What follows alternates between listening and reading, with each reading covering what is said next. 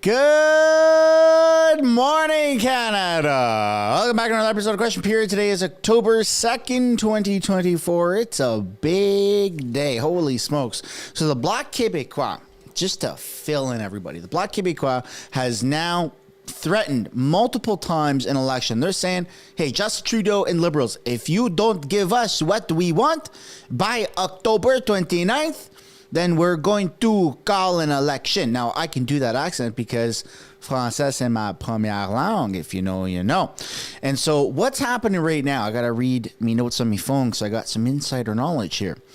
The Liberals denied the Bloc Québécois amendment on which the Bloc conditionally said that they would support the government during a non-confidence vote. Which means that out of the two conditions for the Bloc, the two things that the Bloc is saying, you better give us what we want, or also known as blackmail, the Liberals have rejected one so far. So we don't really have any real movement until potentially after October 29th.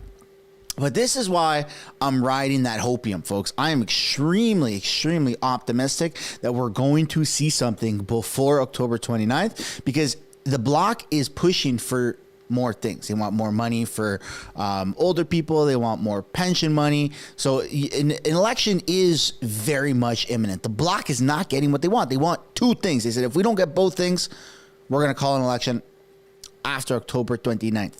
And so far, they've been denied one of those things. So again, can the Liberals flip-flop? Of course they can flip-flop. Will they? Well, I don't know.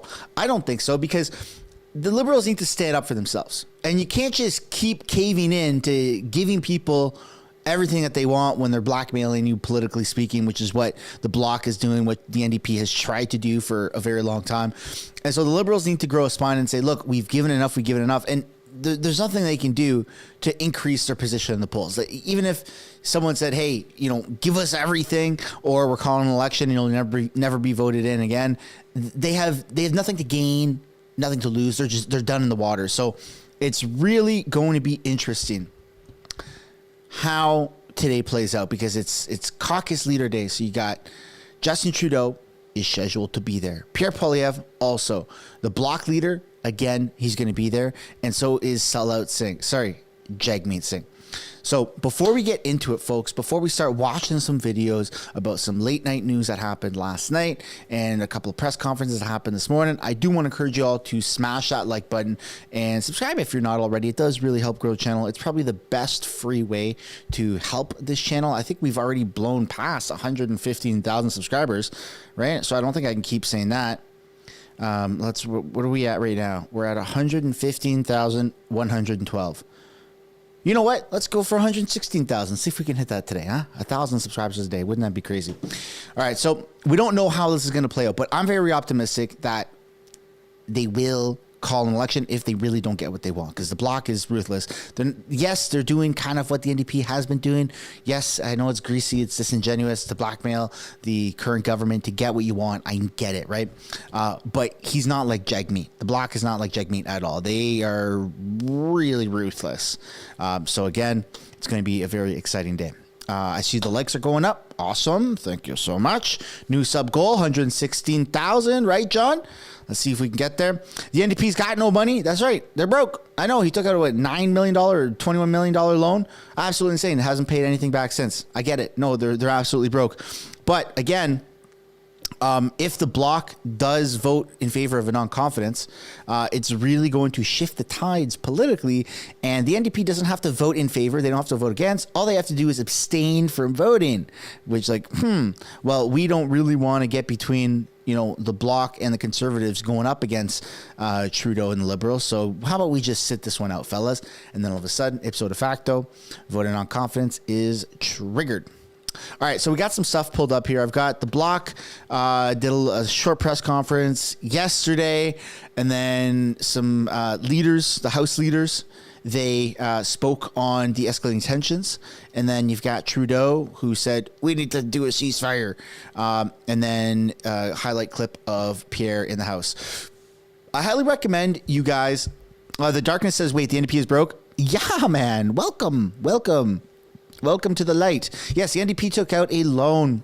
This isn't like some deep conspiracy thing. During the last election, was it 2021?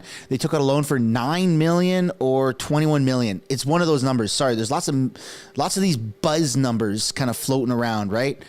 Someone fact check me down in the comments, please. I believe it's one of those. I know it's like drastic numbers, but it's a lot of millions. It's a lot of millions. They took out a loan to be able to have money to run in that 2021 election, and he hasn't paid anything back since, like not anything. So yes, they are absolutely broke. Not really good. You missed a BC stream. Any thoughts on now that it's been 40-ish minutes?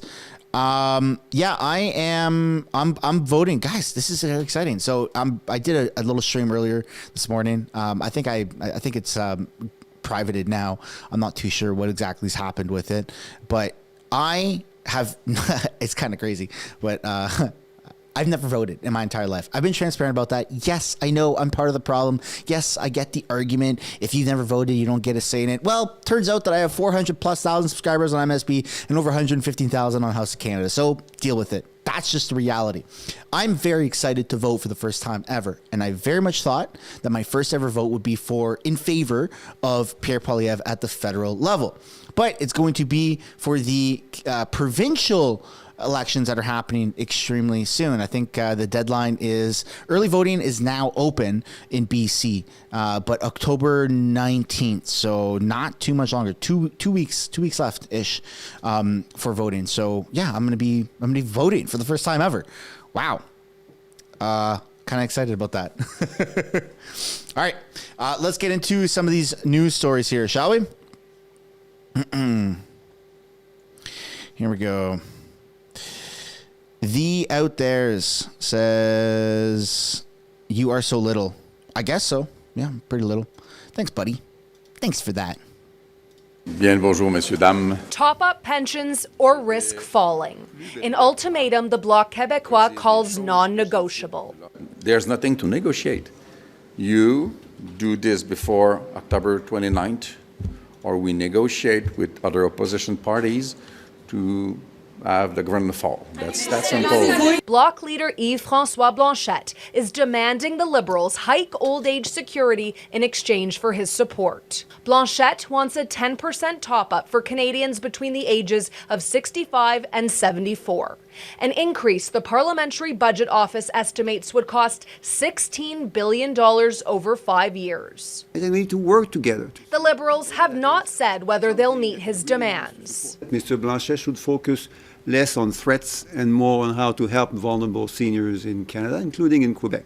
OAS is the government's largest program, spending $80 billion this year, increasing it at a time when the national debt is $1.2 trillion, may be a hard sell to younger voters. We have to look at the intergenerational impacts of something like that. It's a lot of money. Ottawa is trying to win over millennials and Gen Z Canadians who have been squeezed out of the housing market, are struggling with the high cost of living, and, according to national polls, are increasingly drifting to the right. It's not a question of what our government can afford, it's what the country can afford, right? I mean, I think at the end of the day, we have to look at what's the best interest of the country.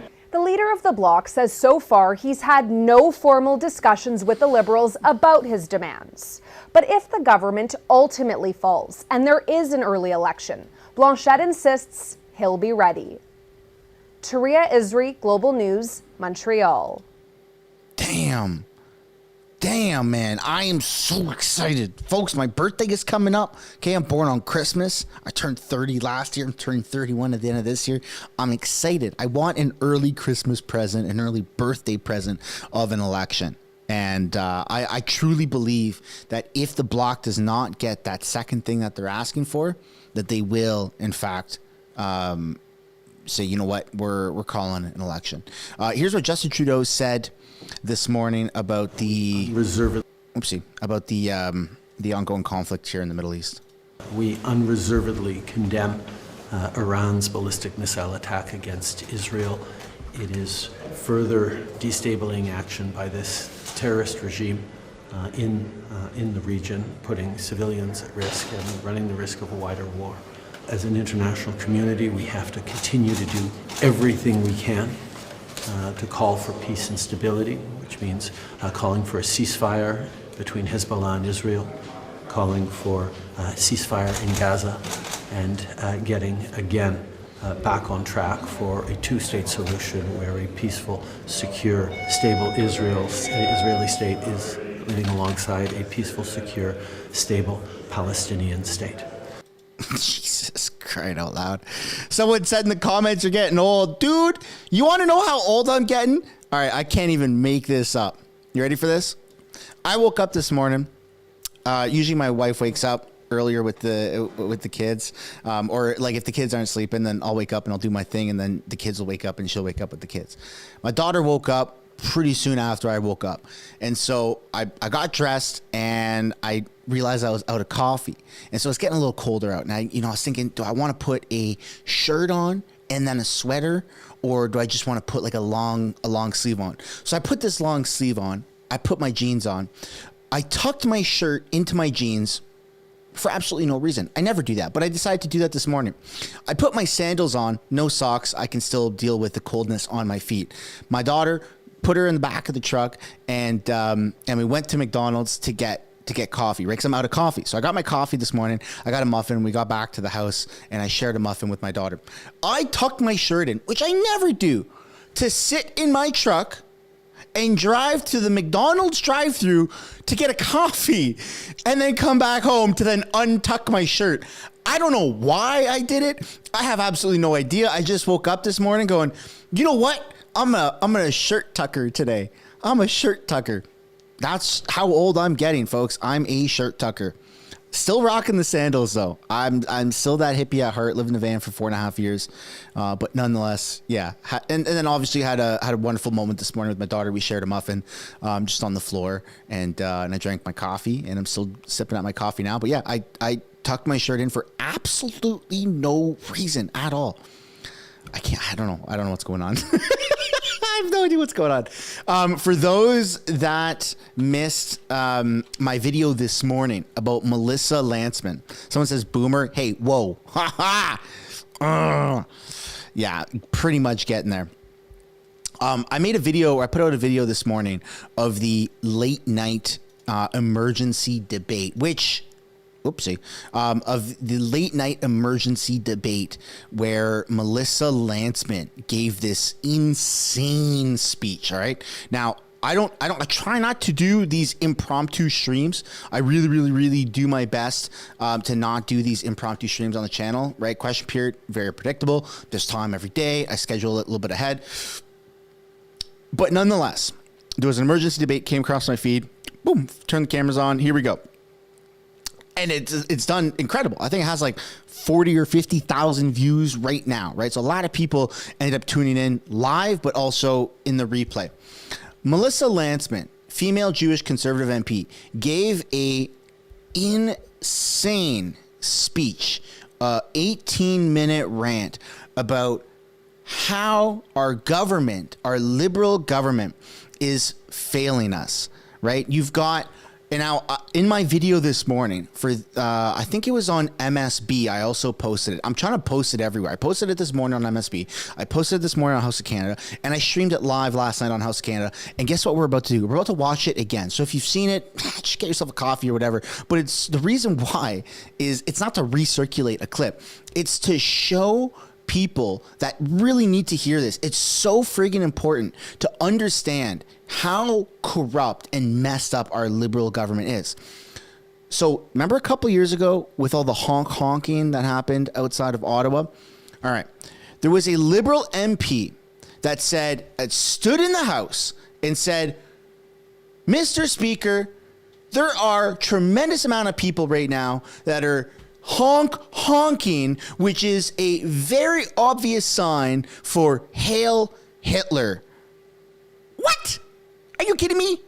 And they ran with that, and that hit the media. That went everywhere. But now today, you have Jagmeet Singh and you have Liberal and other NDP MPs that go to protests with people that are waving Hezbollah, terrorist entity, that are waving Hamas, terrorist entity, flags, and nothing Nothing. But honk, honk somehow is Hail Hitler. But people, sworn elected MPs, standing with literal terrorist flags, and the media is silent. It's so ridiculous. So female Jewish member of parliament, conservative MP, Melissa Landsman, talked about this. She didn't mention the Hong Kong, right? That was after. When I watched that, I had a discussion with a trusted friend of mine, and we were kind of going back and forth on what my talking point should be on MSB. And he's like, dude, you remember that clip from a couple years ago where the Hong Kong came? So I found it and I put it in that video on MSB.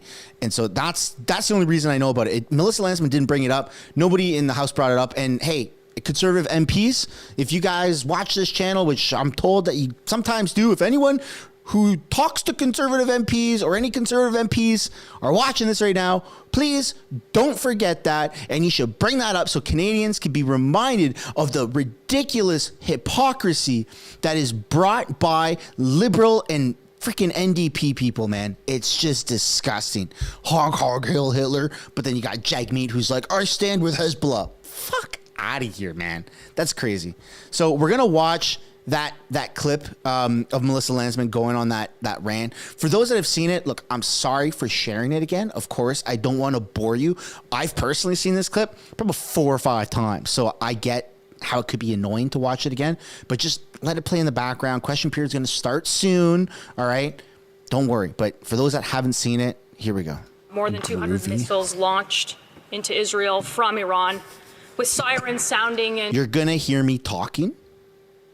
And I'm sorry, because this is a clip from, we're watching my House of Canada video right now, right? So we're watching a video that is actually live. You see how I'm down there, but I'm also up here. So I know it's a little confusing, but here we go.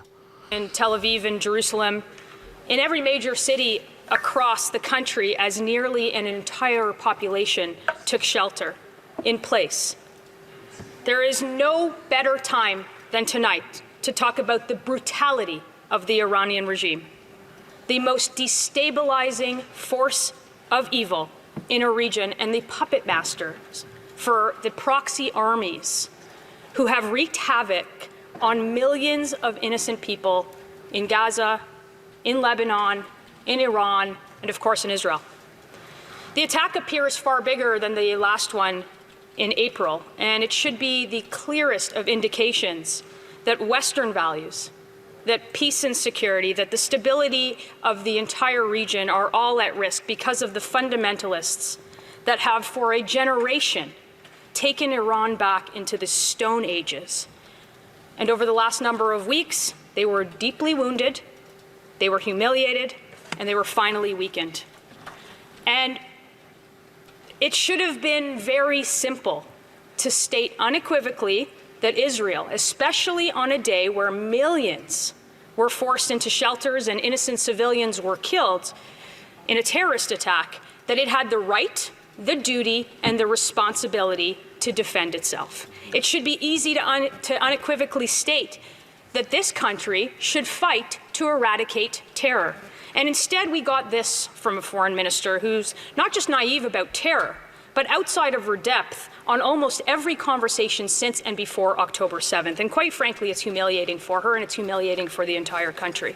So instead of a comment on fighting terror, her words were the following. I'm going to quote, "The attacks from Iran will only serve to further escalate the region, and therefore that is why I've been in contact with my Israeli counterpart this morning, and I have been in contact with G7 foreign ministers, as well as Arab countries' foreign ministers. This is a very dangerous time for the Middle East, and we need to make sure that the war stops." That was her quote. She went on to tell reporters outside of this place, quote, "I need to make sure that there's no escalation, of course. Israel needs to be able to protect itself, and that's what we will continue to support, its security, and will support, of course, through the Iron Dome."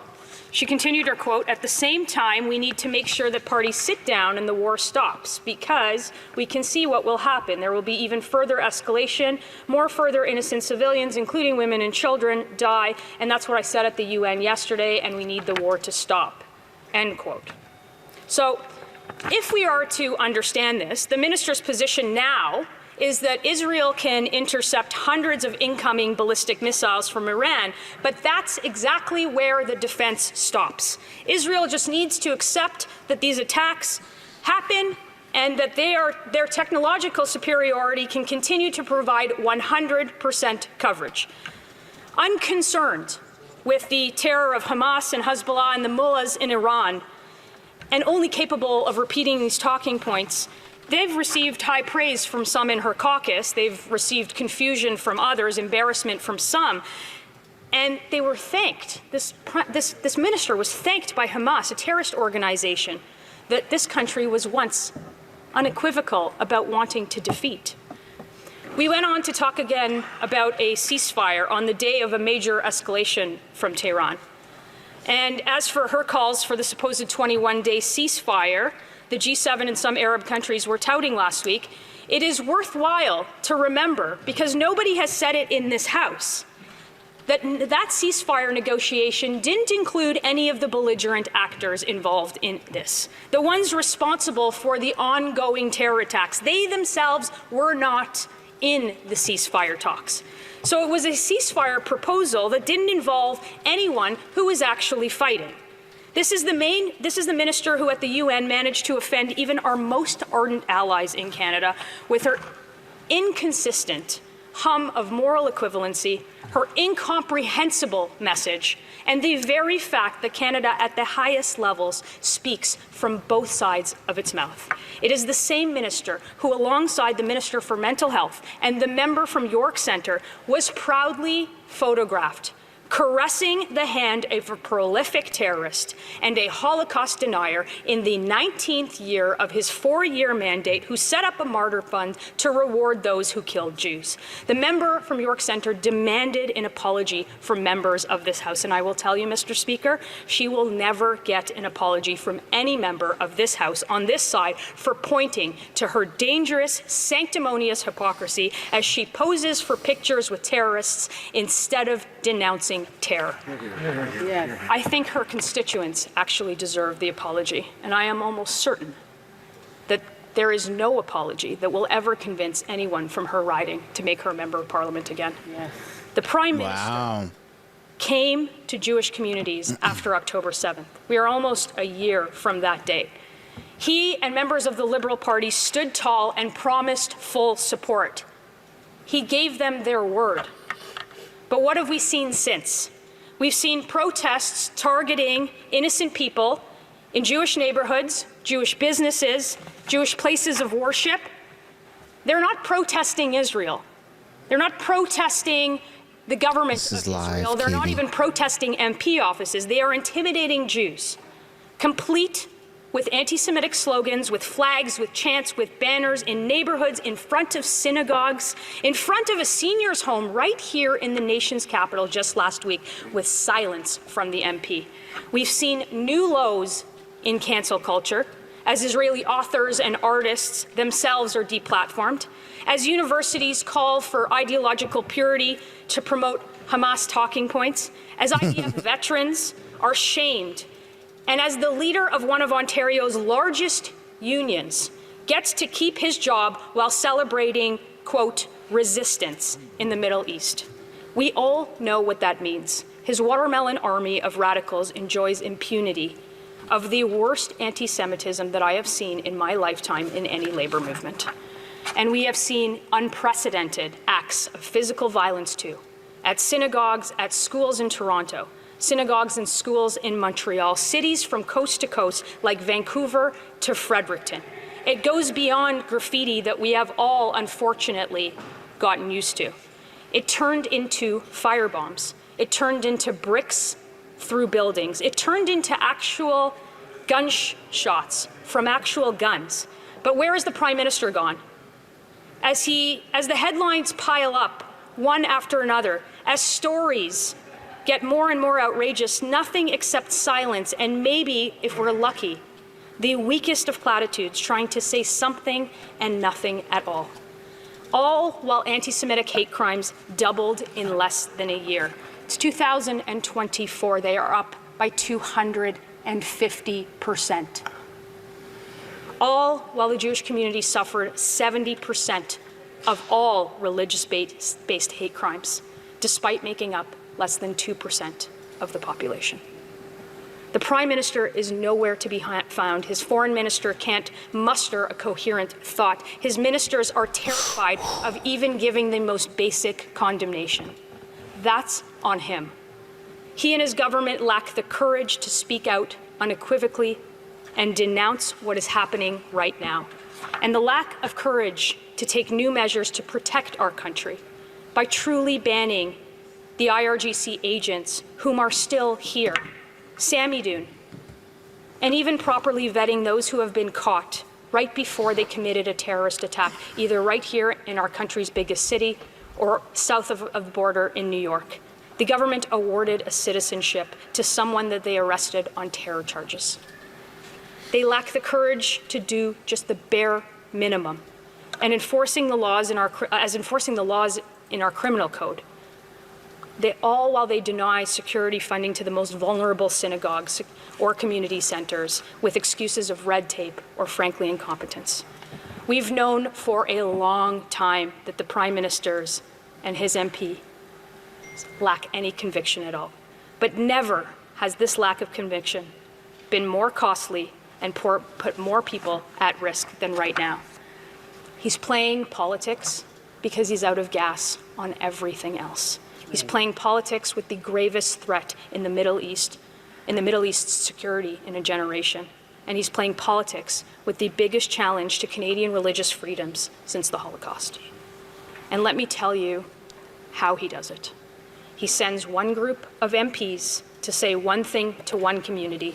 Yeah. He sends another group of MPs to say another thing to the other community.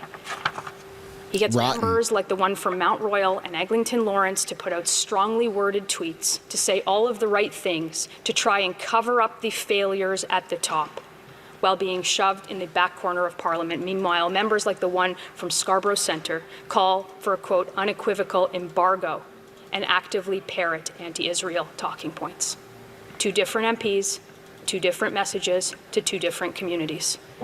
He sends ministers to denounce. Okay, I have to pause it because that is the craziest thing that just kind of gets pushed under the radar is the fact that Justin Trudeau sends different MPs to have opposing messages to different communities. That is called pandering. And we're trying to point this out. We're trying to do our best to point these things out. Who's we, right? Myself, other YouTubers, other creators in this similar space, they point these things out. The fact that you have Liberal MPs that say, hey, we stand with Jewish communities. It's important for Jewish Canadians to feel safe.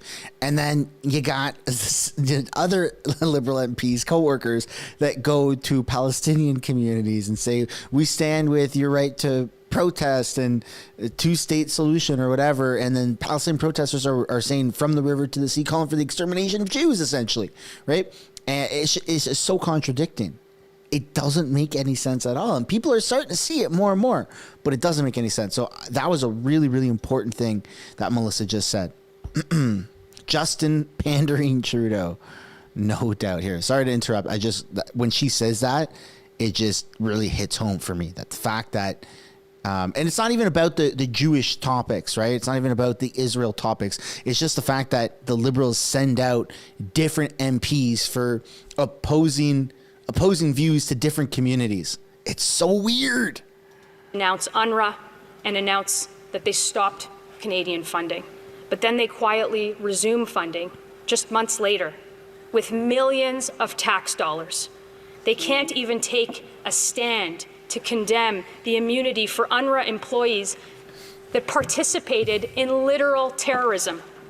And let's not forget their impeccable timing to reaffirm their unwavering support for UNRWA, just as UNRWA publicly admitted that Fatih al-Sharif, Hamas leader in Lebanon, was also running an UNRWA school and heading their school union. He was just buried in Hamas regalia, in case anyone missed it. And at what point does the Liberal government move UNRWA from the willful ignorance column to the willing co-conspirator column and stop sending Canadian tax dollars that is funding terror. They are doing so because they lack the courage.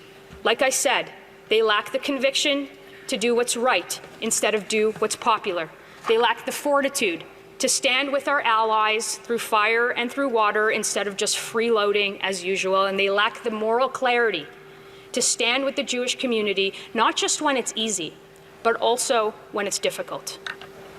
There is a steep price to pay for this, Mr. Speaker, for our reputation abroad as it continues to crumble in the face of another equivocation, in the face of another reversal, in the face of another backtrack. We once were the country that took Juno Beach, that served in Korea, that brought peace to countless nations. We were the country now that can't even honor its basic commitments. Send a foreign minister who has a basic understanding of the threats in the region to any podium where those in the audience aren't questioning her own capacity in the words coming out of her own mouth. It is a steep price to pay for those living in the Middle East as they continue to live under the thumb of oppressive regimes like Hamas and like Hezbollah, as they continue to wait for their loved ones to come home, and as they continue to yearn for peace and freedom. But it's also a steep price to pay for the people living here in Canada. And it hasn't been this hard to be a Jewish Canadian for a very long time. How couldn't it be when you can't hang a mezuzah on your door at your home or at your university dorm? And frankly, in almost every Jewish neighborhood, that's happening. How couldn't it be when you can't wear a kippah without being followed or verbally harassed or even spat on in this country? How couldn't it be when you go to synagogue and you find out again that it's been vandalized? And how couldn't it be when you send your kids to a Jewish school and you can't trust that they are going to come home at the end of the day? But these are not just attacks against the Jewish community, they are attacks against everyone. And when the inherent rights of religious freedom, of speech, of assembly, or just plain dignity are denied to one group, it is very easy for people to deny them to another group. And when we turn a blind eye to injustice happening here at home, they persist, and it gets worse. My parents came to this country for freedom, and I am so glad that they did, and millions of others came to this country for freedom. But I wonder if they saw the anti-Semitism here today, that they would make that same decision. Because it's been taking place in this country for far too long. And it's not hyperbole. It's a real thing that's happening. And the other side better wake up. The emails I get from constituents telling me, I want to stay in Canada, but I don't know if I can anymore. They tell me that freedom, the very essence of our country, is in great peril, and they're actually scared in 2024 as Jews in this country. And when we lose that, Mr. Speaker, we lose something much bigger than ourselves. It's not too late to get it back, but it's going to take far more effort than the window dressing and the posturing that this government put forward so far. But since the members of the NDP have become unrecognizable in their pursuit of division in this country and lack the respect for Western democratic values, unable to muster even the courage to stand on the side of allies, brought a request to discuss the carnage in Lebanon with barely a mention of Hezbollah. Let's go through a timeline so they can join us here in the real world. October 7th, that's Hamas's attack on Israel, the worst attack on the Jewish people since the Holocaust. Hezbollah immediately escalated that aggression, launching more than 9,000 missiles, rockets, and drones on northern Israel. It has been evacuated for the better part of a year. After doing the bidding of these terrorists, July 27, 2024, an attack on Druze children by Hezbollah occurred in the northern Golan Heights. A rocket fired by Hezbollah struck a soccer field where children were playing. They killed 12 children, teenagers. They injured dozens more. So now, in response to these attacks, Israel has launched the largest military campaign against Hezbollah since 2006. The operation targets Hezbollah's military infrastructure, aiming to significantly degrade the group's capabilities. And we used to be on the side of fighting terrorism. And in this part of the House, we still are. Yeah. And that brings us to the elimination of one of the most prolific terrorists that ever was, ending a 30-year reign of terror when he dragged his country into one war after another, indiscriminate in his terror, Israelis, Americans, the death of thousands of Lebanese, of Syrians during his bloody rule, and he enjoyed very little support from his Arab neighbors and the Arab League and the US and the EU and Canada, who designated him a terrorist, his group a terrorist. So to watch these flags fly It's almost done, streets folks. without a peep from anybody in this House is frankly unforgivable. To watch members of this House stand in rallies alongside Hezbollah flags is unforgivable. No one wants to see the loss of life, Mr. Speaker. It's why we're here talking about this anywhere. But it must be said in this debate that the rulers of Hamas, of Hezbollah, and the tyrants in Tehran are the cornerstone of suffering, and they must come to an end. The people of Lebanon, the people suffering in Gaza, the hostages still in the grips of the barbaric terror, the brave Iranian people who have taken to the streets to weaken their regime, they should be the people that we seek to fight for. This regime is responsible for stoning women in soccer fields, for throwing gay people off of roofs, and to watch members of parliament line up at rallies where they are flying their flag, again, Mr. Speaker, is frankly unforgivable. We shouldn't be a focus on appeasing the tyrants, not here and not anywhere, the dictators, the murderers, the forces of hatred in power in the Middle East. We shouldn't be worried about placating the violent, spiteful mob. But that is what this country has become. And that is what we are doing right now. And Mr. Speaker, it is a shame. And it will change the day we elect the member from Carleton as the next Prime Minister of this country. Yeah. And there you go, folks. That was Melissa's very heartfelt speech late last night with the emergency debate. Put some W's in the chat, for Melissa. That was from the heart. That was incredible. Absolutely incredible. We are going to be tuning into question period now. So I hope everyone has gotten their likes in. Check to see if you're subscribed. Hey, let's see if we can get, I think we're at like 500 likes, 600 likes, something like that. Let's see if we can get up to 1,000. We got 2,200 people in there. Are there any W's in the chat? Or is it not work? Oh, there they are. Oh, wow. A bit of a lag between what I say and what actually shows up. But nonetheless, here we go, folks. Here we go. Its mission. They're doing statements by members right now. A little bit of time, few minutes here before question period actually begins. Care and Share Center operates a multitude of social service programs, including a food Arctic bank, Fox with the $2 super chat. kitchen, thrift store. Will throwaway votes be bad for conservatives? I would imagine. Celebrate their 100th anniversary, the Salvation Army has launched. Conservatives are doing really good, though. They're nice and strong in the polls. Purchase food to keep. But thank you for that chat, Arctic. I appreciate it. Aging facilities and provide even more support to those needing help in our community. Many people in Chilliwack are hurting, with a growing population of hungry and homeless. Food bank usage has increased by over 40% in the last year alone. The needs in our community have never been greater. The Salvation Army has been there for Chilliwack for the last 100 years. I'm asking all who are able to support them now so that they can continue to provide their life-giving work in our community.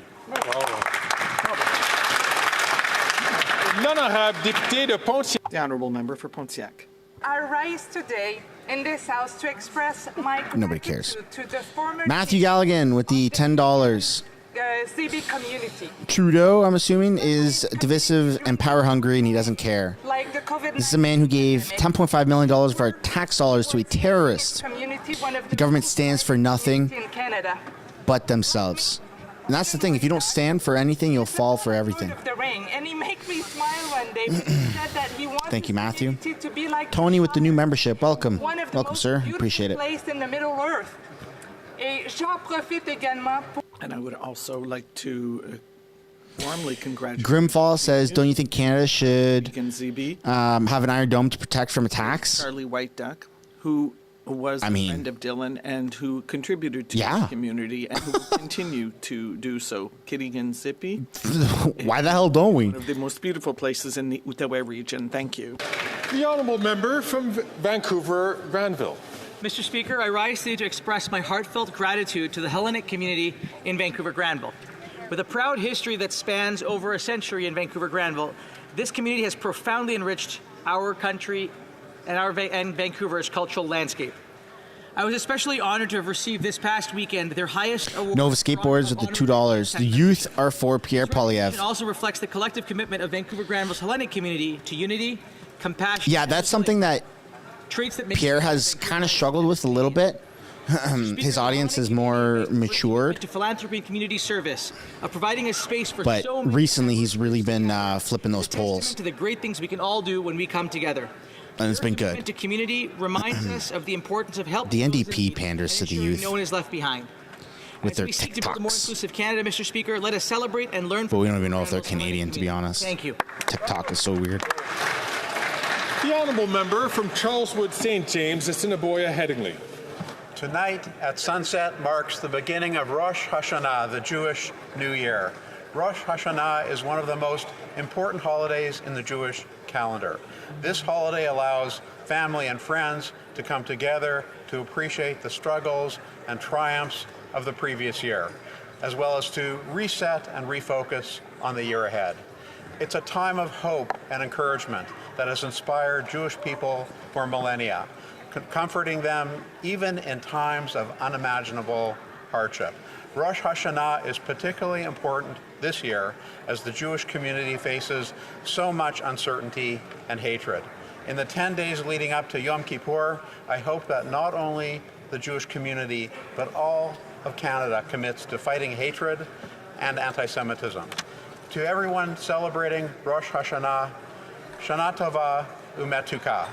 To you and your family, Canada's Conservatives wish you a peaceful and prosperous New Year. I look away for a second, and there's more super chats. Sorry, folks. Tony Belanger From Humber River, Black Creek. with the $10. Love everything you do. True Canadian. I miss traveling Advocate up to northern BC. in the Humber River Black Creek community. Hope the Blues take over BC, which is a reference to conservatism.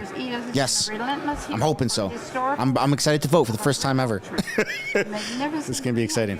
Thank you for the $10, Tony. In the immediate vicinity of the Toronto Carrying Place Trail.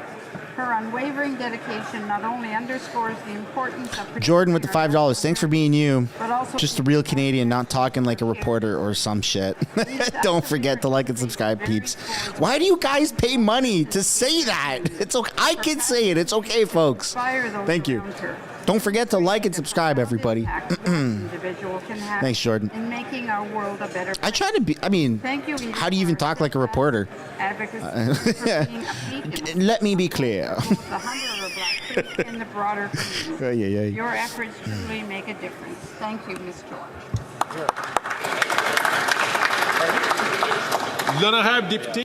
The honourable member from Montmagny-les-Lacs, Kamouraska, Rivière-du-Loup. Mr. Speaker, after 9 years of this Liberal government, their record is disastrous. Why haven't I voted before? Crime is up, and Canadians are increasingly frustrated. I never cared. I never cared about politics. I never. Liberal government, which does. I just saw it happen from the sidelines, and I never cared. On areas of. I never voiced my opinion. Don't forget, right? I worked for the federal government, so I was apolitical. Just as I had to be apolitical as a byproduct of being in the military, working for the federal government. So I just never did it. I don't know. Confidence motion, but once again, the Bloc preferred to turn its back on Quebecers, prop up the. That's a good question. I mean, obviously, in hindsight. I've messed up, of course. Over 9 years, and they got nothing in exchange. I feel like I'm trying to make up for it now. I certainly have the platforms. So simply because the Bloc does nothing for Quebecers. It thinks only of propping up this Liberal Prime Minister. That's a very strange type of sovereigntist party, Mr. Speaker. Brent Johnson with the membership, and then the 5 gifted memberships. Thank you. Thank you, Brent Johnson. Mr. Speaker. Very nice of you. 9 years as NDP Liberal government, taxes are up, costs up, crimes up, time's up. Canadians are fed up with this government's economic vandalism. Since 2019, Canada's GDP is down 2% per capita, whereas in the U.S., it's up by 8%. Trevor Tombe, economist, wrote that if Canada had simply kept pace with the U.S. over the past 2 years, our economy would be 8.5% larger. That means every Canadian would be $6,000 richer. Mr. Speaker, enough is enough. A common-sense Conservative government will reverse this economic vandalism, bring home powerful paychecks, cut taxes, red tape, and deliver powerful paychecks for Canadians. A common-sense Conservative will fix what Liberals broke and restore the promise that is Canada. So Ninja says, how can you trust the system but not vote? That's just weird. Yeah, no, I agree. I don't have like a good explanation as to this is the exact reason I never voted. I just never voted. I didn't care about voting, right? Social and medical impacts on individuals and communities. There wasn't really any social pressure to vote. Millions of children across the world suffer serious I don't know what else to say, man. In Canada, our government was quick to take decisive action in order to address this problem through our national There's a lot of younger people that food program, which that don't vote, right? People in their 20s and stuff. go to school with a full tummy and to achieve their full potential. My bill, C-252, is also an important step towards a future where all our children will be able to receive high-quality food to protect their health and their future. There is still more work to be done, Mr. Chairman, and therefore let's continue to improve and promote healthy dieting.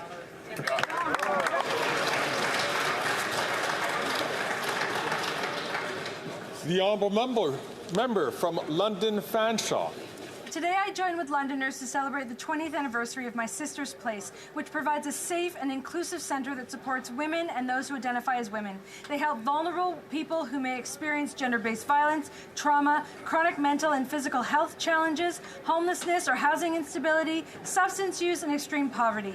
Through drop-in and wraparound services in partnership with CMHA Thames Valley Addiction and Mental Health Services. Why don't people vote, says Amelia?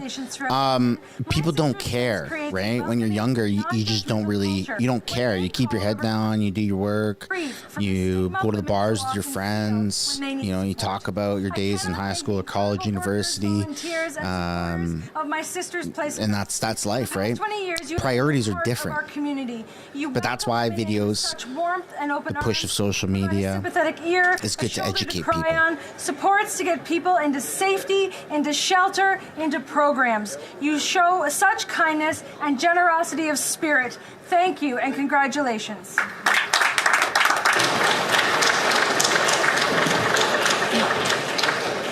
The Honourable Member for La Salle-Verdun.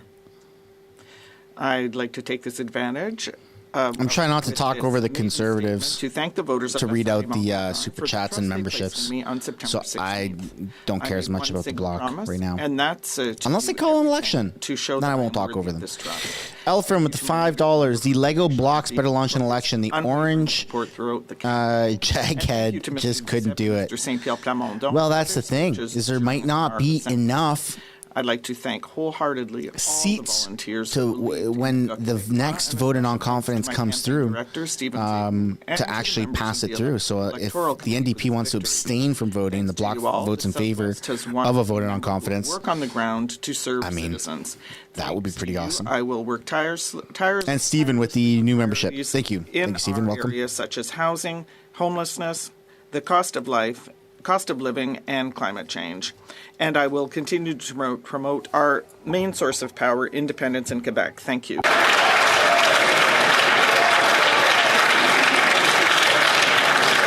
The honourable member from Leeds, Grenville, Thousand Islands and Rideau Lakes. This week, Parliament has ground to a halt with Liberal corruption. No government bills are being debated. The Liberal Prime Minister, who said his government would be opened by default, is now causing the House to deal with his own Liberal government withholding documents from the RCMP that they've been legally ordered to produce. Why would the Liberals do that? Well, it's a case of hundreds of millions of taxpayer dollars stolen in countless conflicts of interest by Liberals appointed by that Liberal Prime Minister. common sense Conservatives won't stop until the Liberals turn over all of the documents to the RCMP. And then we have the Liberal minister from Edmonton's business partner in breach of a House order for refusing to turn over key documents and provide answers on the infamous other Randy. Evidence ordered by a House committee proved the falsehood from the Liberal minister from Edmonton that he wasn't communicating with his business partner, and we know that that is against the law. Canadians don't have confidence in this Prime Minister, twice found guilty of breaking ethics laws himself. It's time to call a carbon tax elections so Canadians can fire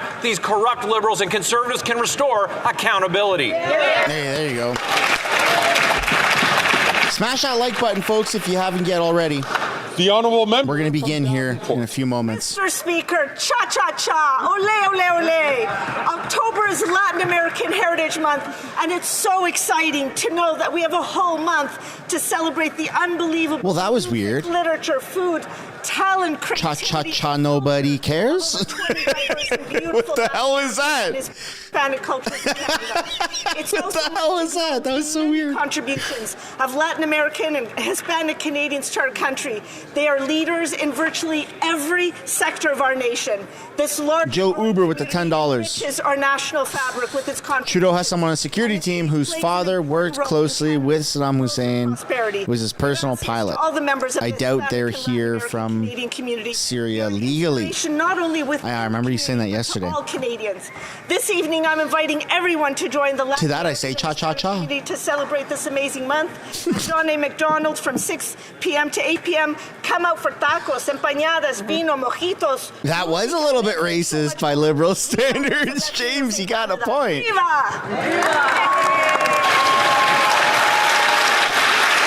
Look at the enthusiasm. Oh my God, from Trudeau, eh?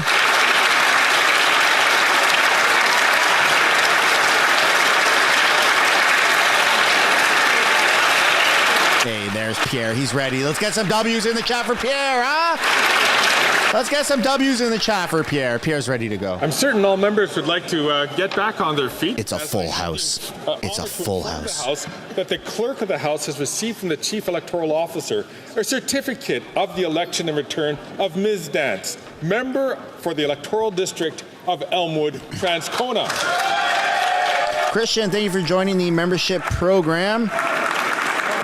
Jag me. I'm crying out loud. Joe Huber with the $20. Cha-cha-cha. Oh, shit, that's funny. Hey, man. The memes write themselves. And Nova Skateboards again. Hispanics for Pierre. Cha-cha-cha, conservatives.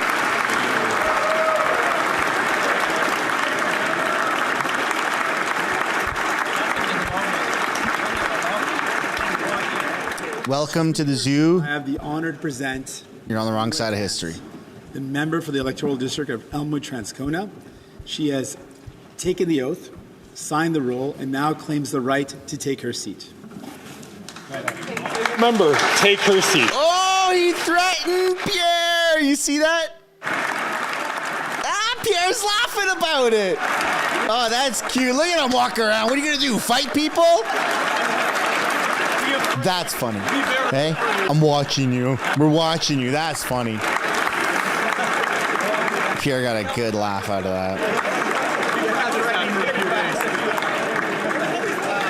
That's pretty funny. Okay, here we go, folks. Here we go.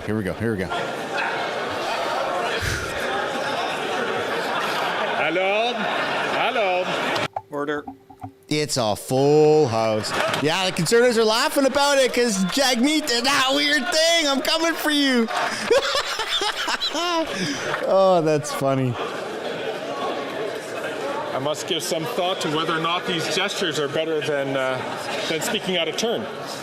Oral questions. Questions orales. Honorable Leader of the Opposition, soon to be next Prime Minister Canada, Pierre Poilievre. Thank you, Mr. Speaker.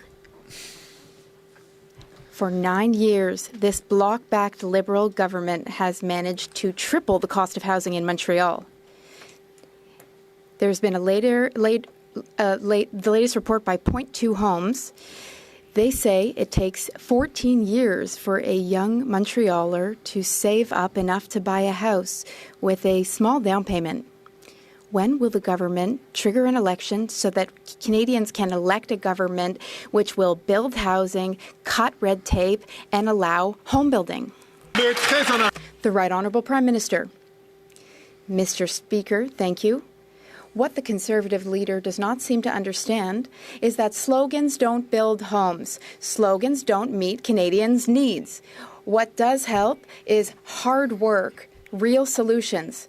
Working with municipalities instead of insulting the Mayor of Montreal. Working with municipalities, with provinces, with not-for-profits. We need to work with all of these partners to build housing units and to meet these challenges. We're here to do some serious work. He's here to shout slogans. He doesn't have a single solution to offer us. Come on. And Canadians deserve better, Mr. Speaker. The Honourable Leader of the Opposition. Solutions. I had solutions when I was Minister of Housing.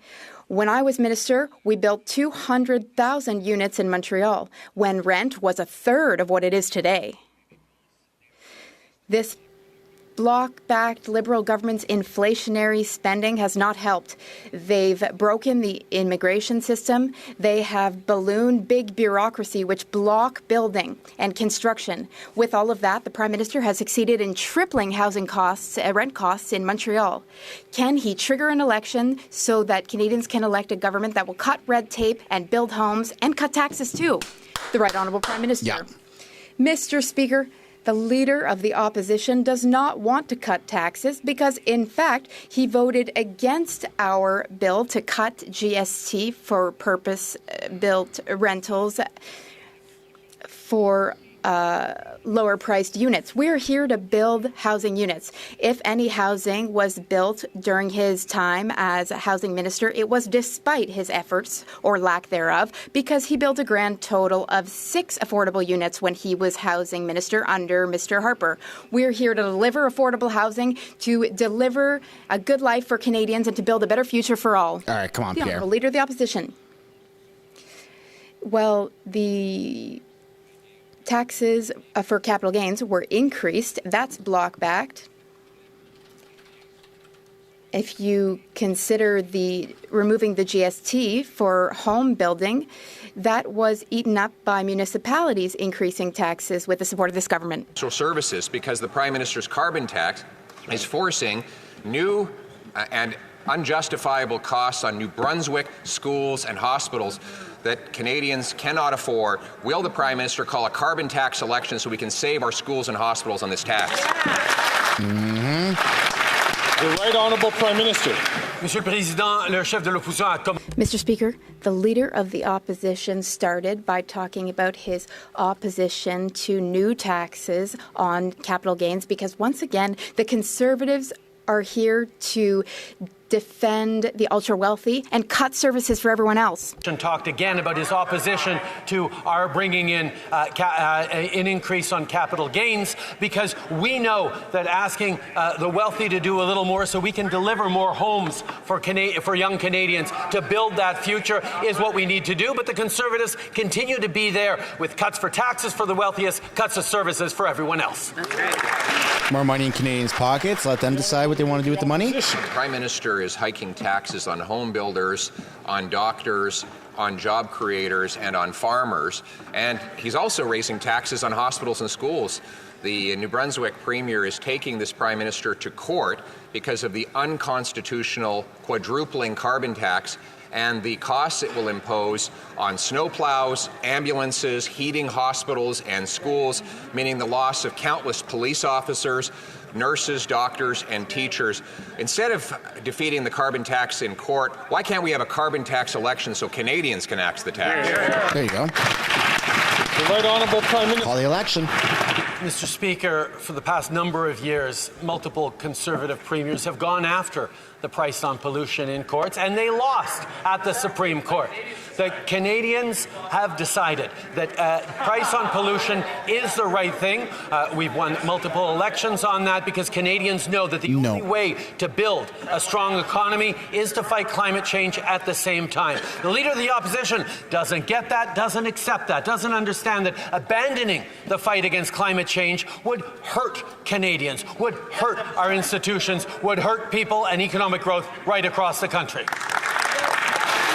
No, Canadians did not vote for a carbon tax. Mr. Speaker, and he concealed from both the courts and from Canadians his plan to quadruple the carbon tax to 61 cents a litre. Now, Premier Scott Moe of Saskatchewan says that this will hit schools with $204 million in carbon taxes and hospitals with $175 million in carbon taxes, meaning we will lose doctors, teachers, and other necessary workers serving Canadians. Instead of forcing premiers to fight to axe the tax in court, why can't we have a carbon tax election so Canadians can axe the tax? There you go. W's for Pierre, huh? Let's keep the momentum. Mr. Speaker, the Conservative leader is proposing that we abandon all the fight against climate change. He wants to take away the Canada carbon rebate that puts more money in the pockets of 8 out of 10 Canadians, the middle class and people working hard to join it, even as we both fight climate change, reduce emissions in this country, and create growth and opportunities in cleaner jobs and cleaner careers. These are the issues that Canadians are preoccupied with. How are they going to be able to afford jobs into the future when this leader wants to take away the fight against climate change? How much taxes until there's no more forest fires? Mr. Speaker, we have heard some shocking and unacceptable words in this House yesterday. Oh. The Minister of Labour and Seniors basically said that associations representing all Quebec retirees are either naive or accomplices of the Bloc Québécois, who are separatists, independentists, and working with the Conservatives to bring down the government. Even Jean Chrétien wouldn't have said that. Does the Prime Minister condone those remarks, or will he call his minister to order? Why didn't you vote for the non-confidence, dummy? Mr. Speaker, our government has always been there for seniors. We invest, we support them. Unlike the Bloc Québécois, we're not here to engage in petty partisan games. They make threats. They try to pick fights. The Liberals, though, we are here to work constructively with anyone in this House who's willing to do so in order to deliver for seniors, in order to invest in those who need support, and to create a better future for all in a united Canada. The Honourable Member for Belleuil-Chambly. The House of Commons, at different times, voted in favor of a bill which would increase the purchasing power of seniors aged 65 to 74. The Labour Minister and of Seniors says that it's a separatist plot with the Conservatives to destroy the Liberals. That's nonsense. Enough nonsense. Will he call his minister to order? Call an election. Call a vote on confidence, dummy. Come on. Right, Honourable Prime Minister. Mr. Speaker, let's all remember that when our government chose to bring the retirement age back down to 65 from Mr. Harper's 67 years, the Bloc Québécois voted against it. They voted against seniors. When we decided to increase the GIS for the most vulnerable seniors, how did the Bloc Québécois vote? Against seniors. When we chose to invest in dental care, which has now helped over 800,000 Canadians, many of whom are Quebecers, how did the Bloc Québécois vote? Against seniors. Honourable member from Burnaby South. New Democrats believe in lower rents, not higher. When the Conservatives were in power, they let big, greedy corporations buy up affordable homes and convert them into luxury cash cows. They allowed that to happen over 800,000 times. I will ban it. But the Prime Minister allowed it to happen over 370,000 times. Every single time that happens, that means a family gets evicted. That means rents go up. Why? Hear, hear.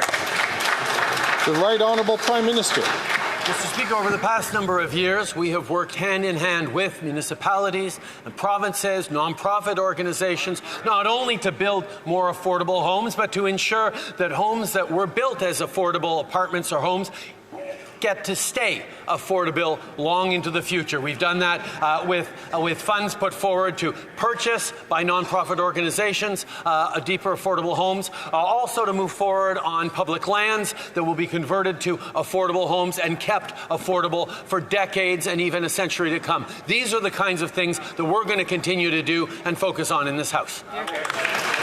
Boo. The Honourable Member for Burnaby South. Conservative leaders, chief advisors, also the chief lobbyists for corporate landlords. But what's the Prime Minister's excuse? For decades, Liberals and Conservatives have failed to allow to ensure Indigenous communities have safe and affordable places to call home.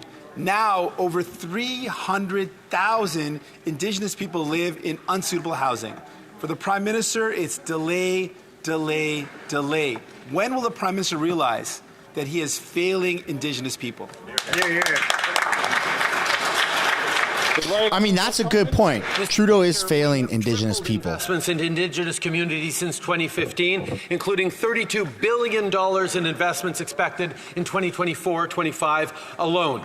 We're moving forward on investing in and with Indigenous communities to build more homes, to create more economic opportunities, to create the kinds of partnerships that I got to see just a couple of days ago in Inuvik, where the Inuvialuit are moving forward on ambitious plans for the future. This is reconciliation in action, not just pretty words, but actions that are actually delivering for Canadians. There's lots more to do, but we're going to keep delivering for Indigenous. Dude, there's communities in Canada that have brown water. The NDP Liberal government is not worth the cost of food. The food professor estimates that between 2022 and 2025, the cost of food will be up 34%. That's a time that coincides exactly with the NDP Liberal coalition. Coincidentally, the NDP leader's chief spokesman and brother, his company is a lobbyist for Metro. But the food professor blames the increase on carbon taxes on farmers and truckers who bring us our food. Before Canadians go hungry, why won't the Prime Minister allow a carbon tax election so Canadians can axe the tax? The Right Honourable Prime Minister.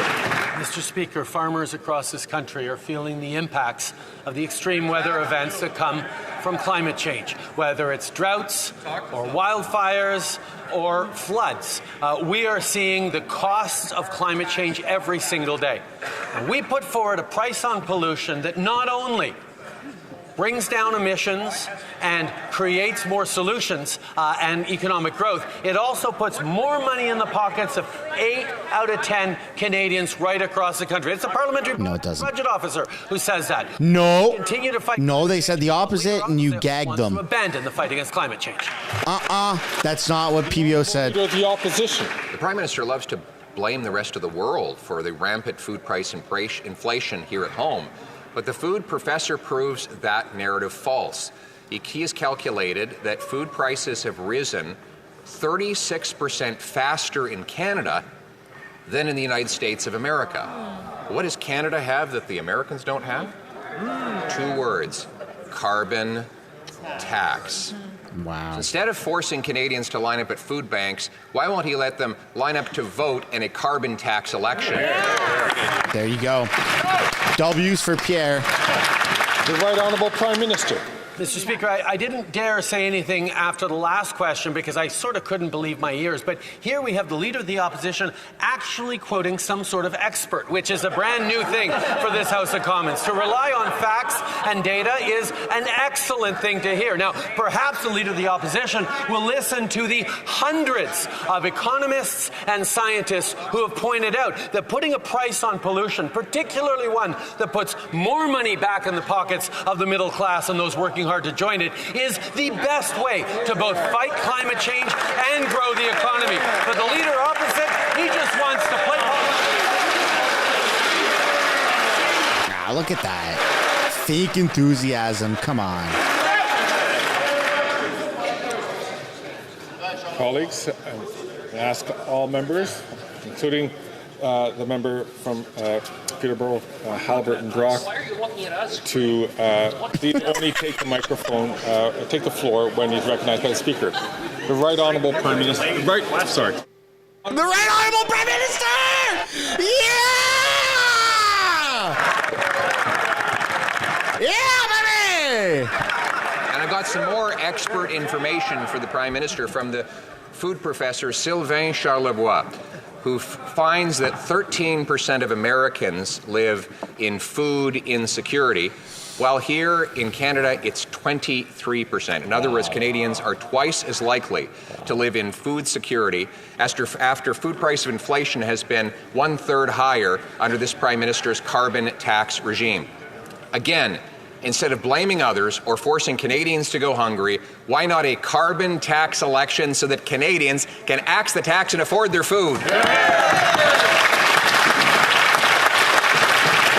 The Right Honourable Prime Minister. Mr. Speaker, while the Leader of the Opposition is playing politics, we're focused on delivering solutions. This is politics, a national food program that's going to help 400,000 kids have fuller bellies at schools across the country and save Canadian families $800 a year on grocery bills. And if the Leader of the Opposition actually cared about food security in this country, you might imagine he'd have voted for that. Instead, not only did he vote against it, he pretends it doesn't exist. He pretends it hasn't happened. He's gaslighting Canadians on the things we're doing to fight affordability challenges. Instead, he's just offering political games. It's not gaslighting. He's pointing out the failures. You're gaslighting. The opposition. Mr. Speaker, it's a food program without food. It hasn't served a single ham sandwich, not a single bowl of Kraft dinner, not even a piece of broccoli has been forced upon an unwilling kid. Mr. Speaker, this is meant to feed bureaucracy, not feed kids. Meanwhile, there's a 42% increase in the food bank use in Mississauga, and 2 million Canadians are lined up at food banks. 1/4 of children are going hungry after 9 years of his carbon taxes. Why can't we have a carbon tax election? Well said, Honourable Prime Minister. Pierre Poilievre. Prime Minister. Mr. Speaker, if the Leader of the Opposition actually cared about vulnerable Canadians, he'd be offering solutions, not just more politics. He stood against... Dude, this is politics. What the hell are you talking about? Colleagues? Accusing him of doing politics is accusing him of doing his job? Honourable Prime Minister, to start from the top. Mr. Speaker, this campus conservative turned career politician doesn't actually care about Canadians. What he's actually doing is proposing to take money out of the pockets of 8 of the 10 Canadians who do better with the Canada carbon rebate while we fight climate change. He stood against dental care that is delivering for over 800,000 people across this country, something he still says doesn't exist. He's standing against the school food policy that is helping 400,000 Oh, he's stuttering a lot. food across the country. He stood against childcare. He has stood against affordability measures. That was tough. That was tough for him. Here we go, Pierre. Leader of the Opposition. Mr. Speaker, when you quadruple the tax on the farmers who grow the food and on the truckers who ship the food, you tax all who buy the food. The Canadian Trucking Alliance has calculated that the carbon tax will cost $20,000 for every long-haul truck this year alone. Now he wants to quadruple the tax, which will grind those trucks to a halt, meaning empty shelves in grocery stores, no parts for factories, and no paychecks for our workers. Instead of doing that, why not call a carbon tax election so that Canadians can axe the tax and save our economy? The Right Honourable Prime Minister. Mr. Speaker, I suspect that, like me, you have noticed that the Leader of the Opposition is particularly full of shameless slogans today. The reality is nothing to offer. That was tricky. Political slogans and easy attacks on politics. No actually moving forward on delivering on programs that are going to help Canadians. No stepping up to put more money in people's pockets. He's offering tax breaks for the wealthiest and cuts for services and programs to everyone else. That's not what Canadians need right now. Whoa, that was tricky. Tricky dicky.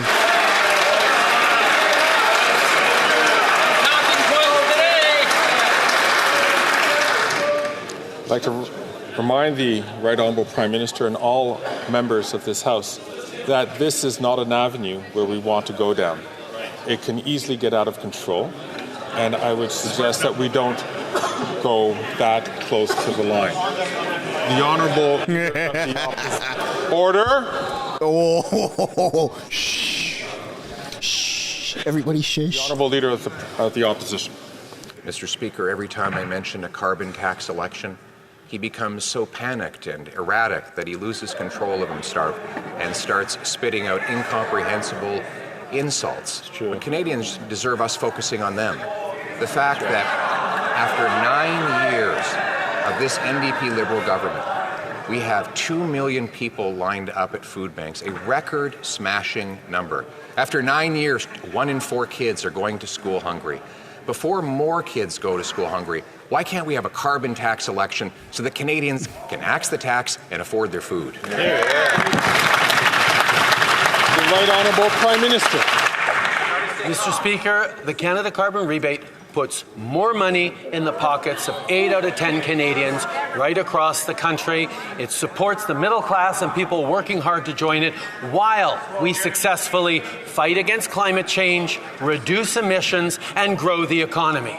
But the leader opposite still doesn't understand that you can't have an economic plan if you don't have an environmental plan. His plan is to abandon the fight against climate change, leave Canadians to their own devices, lower taxes for the wealthiest, leave everyone else to fend for themselves. That's not what Canadians do. Pierre's got Trudeau on his heels, on his high heels. Honourable member for Belleuil-Chambly. That was good. Not only is his minister being mocked in Quebec's media, but also it's being said that we voted against bringing retirement age down to 65 and voted against increasing the OAS. But it was always buried in bills with other interference and measures which were unacceptable for Quebec. The Prime Minister and his minister are misleading people. Can the Prime Minister admit that there was never a specific vote just on increasing the GIS or just on the retirement age? The Right Honourable Prime Minister. Well, the Bloc Québécois leader becomes incredibly defensive when we suggest that they're only here to pick fights, that they're only here to oppose measures which will be good for Quebecers and for Canadians. They do not want the Government of Canada to work well for Quebecers. That's why the Bloc Québécois voted against dental care, which is now helping hundreds of thousands of Canadians everywhere in Canada and in Quebec. It is getting these people dental treatment that they could not have afforded previously. We're here to invest in Quebecers and Canadians. The Bloc Québécois is here to pick fights. The Honourable Member for Belleuil-Chambly.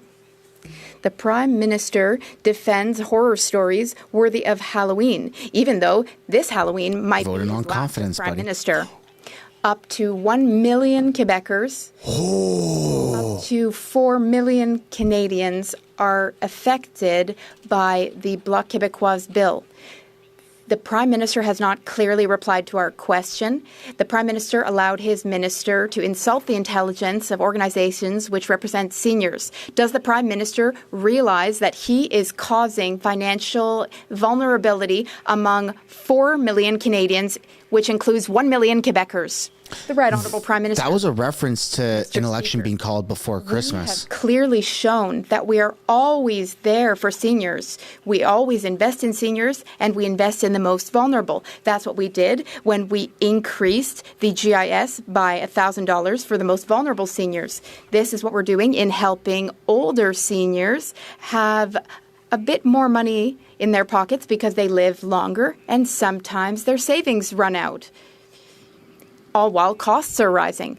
We will always be here to listen and to think about how we can best support seniors. We will always support seniors, we'll always be there for seniors, but we will not be there for block squabbles. The Honourable Leader of the Opposition. Magazine asked this question this week: why is Canada's economy falling behind America's? It goes on to note that national income per person was 80% of the U.S. in Canada in the decade before the pandemic. It is now just 70%, the worst gap in decades. So will the Prime Minister doesn't answer my questions, maybe he'll answer the economist's questions. Why is our economy falling so far behind the Americans? Is it because of his quadrupling carbon tax? The Right Honourable Prime Minister. On the contrary, Mr. Speaker, one of the reasons why foreign direct investment is up by 60% since 2015 is because, contrary to what the Harper government put forward, we're actually leading on the fight against climate change, on green energy, on a responsible building for a sustainable future that means countries around the world want to invest. In fact, last year, Mr. Speaker, we were the third largest recipient in the world of foreign direct investment after U.S. Of foreign interference? Number one for people investing in Canada. We're going to continue to invest. Name the 11. Leader of the Opposition. Speaker, Canada's workers get 55 cents of investment for every dollar an American worker gets, and only 65 cents for every dollar an OECD average worker gets. For a net 450 billion Canadian investment dollars have poured out into the U.S., more than have come back under this Prime Minister's 9 years. And The Economist points out that our GDP per capita is now lower than Alabama. And it says, and I quote, catching up to Alabama may soon seem like a distant dream. Why? What? What the hell's going on with our country? Prime Minister. Mr. Speaker, Canadians are facing difficult times right now, which is why we made the choice to invest in things like dental care, like cutting child care fees in half for families right across the country, $10 a day in 6 jurisdictions across the country. Why we've chosen to step up on dental, why we're choosing to step up on pharmacare to deliver free insulin and prescription contraceptives to people who are having to make choices between their health and their rent or their food. These are the things we're choosing to make because we are putting the best balance sheet in the G7, the lowest deficit in the G7, in service of Canadians who need support. The Honourable Leader of the Opposition. Canada has the worst mortgage debt, the worst inflation. Yeah, and now they've increased borrowing power. The most significant consumer debt of all G7 nations. Now, 30-year the mortgages, Economist has man. asked the following question. Why is Canada falling behind the American economy? The GDP per capita in Canada is only 70% of what it is in the States. So here is the question in The Economist. Why are Canadians falling behind Americans? The Right Honourable Prime Minister. Mr. Speaker, the International Monetary Fund has projected that Canada will have stronger growth next year than the United States. We are at the top of the pack in the G7 when it comes to That's just not true. the smallest debt to GDP and deficit to GDP ratio.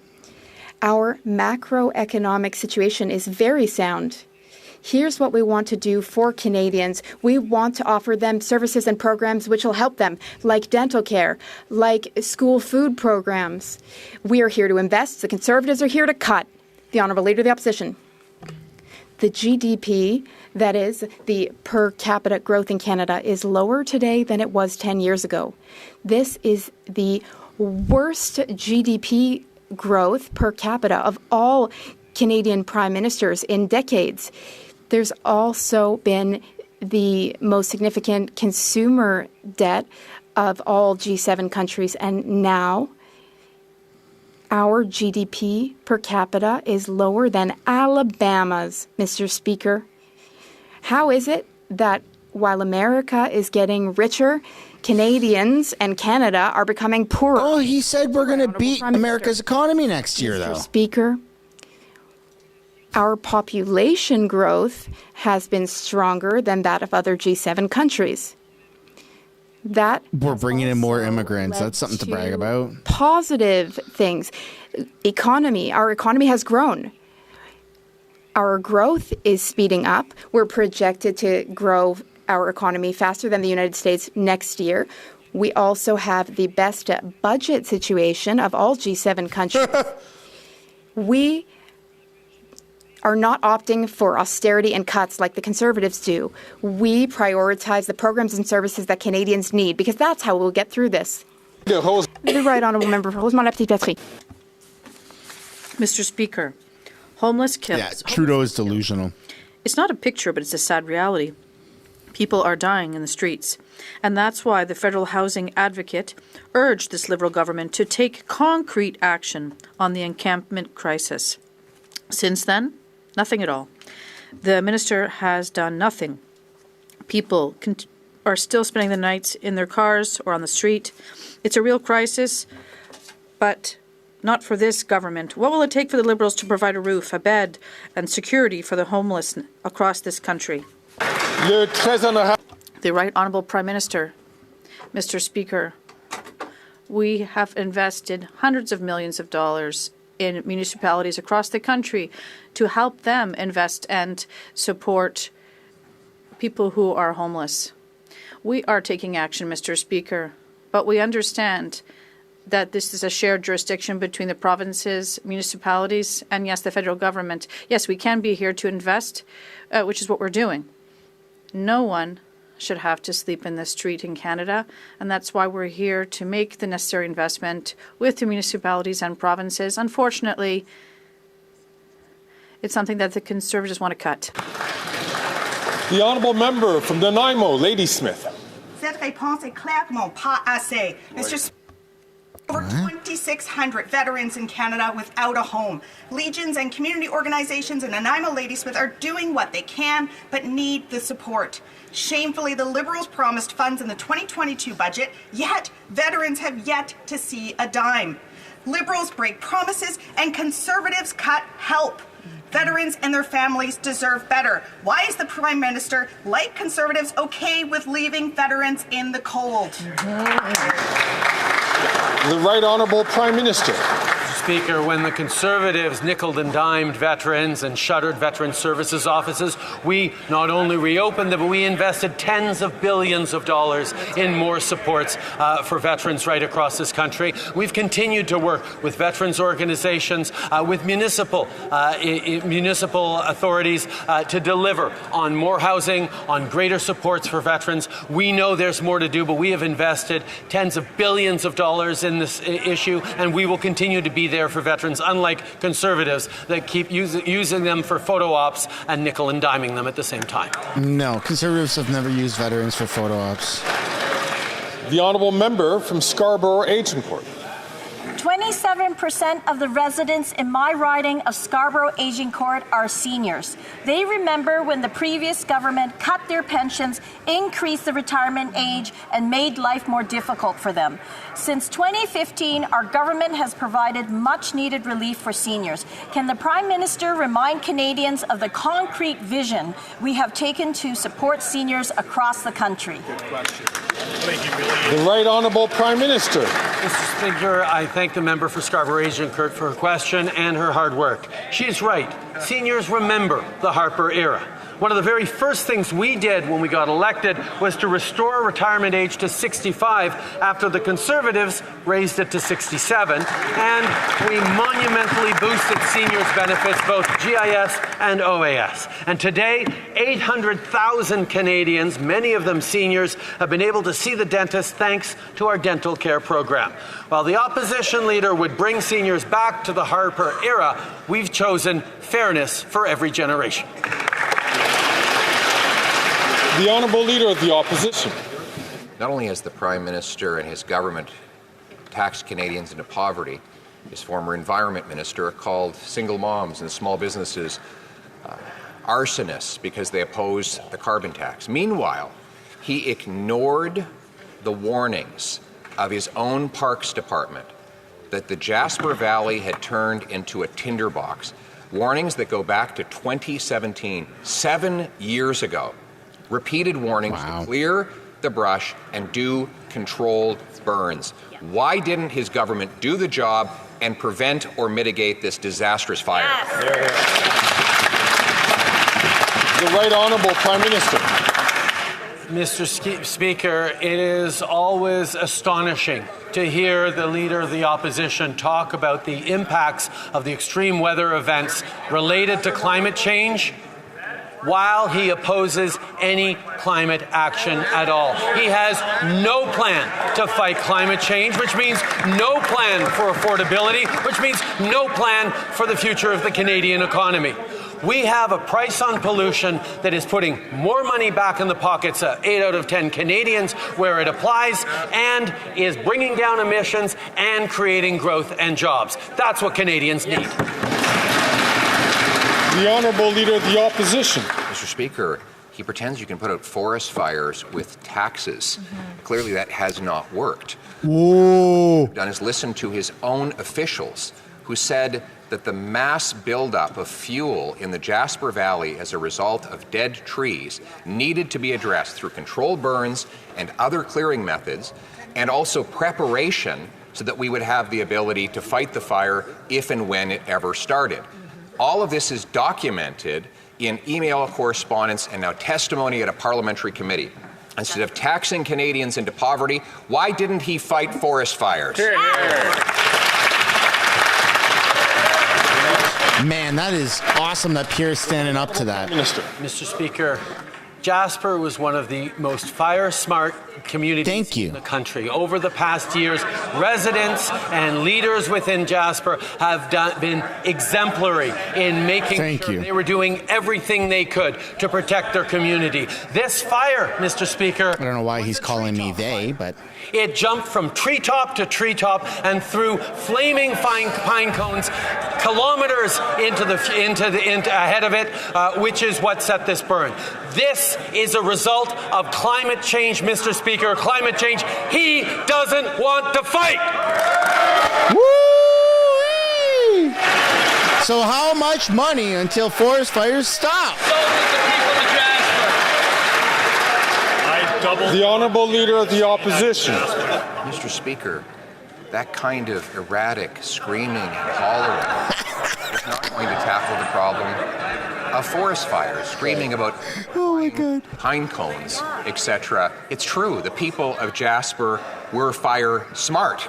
The problem is that the government in Ottawa was fire stupid. Holy crap! Was warned repeatedly over 7 years that they needed to clear the dead wood to prevent the spread of a future fire.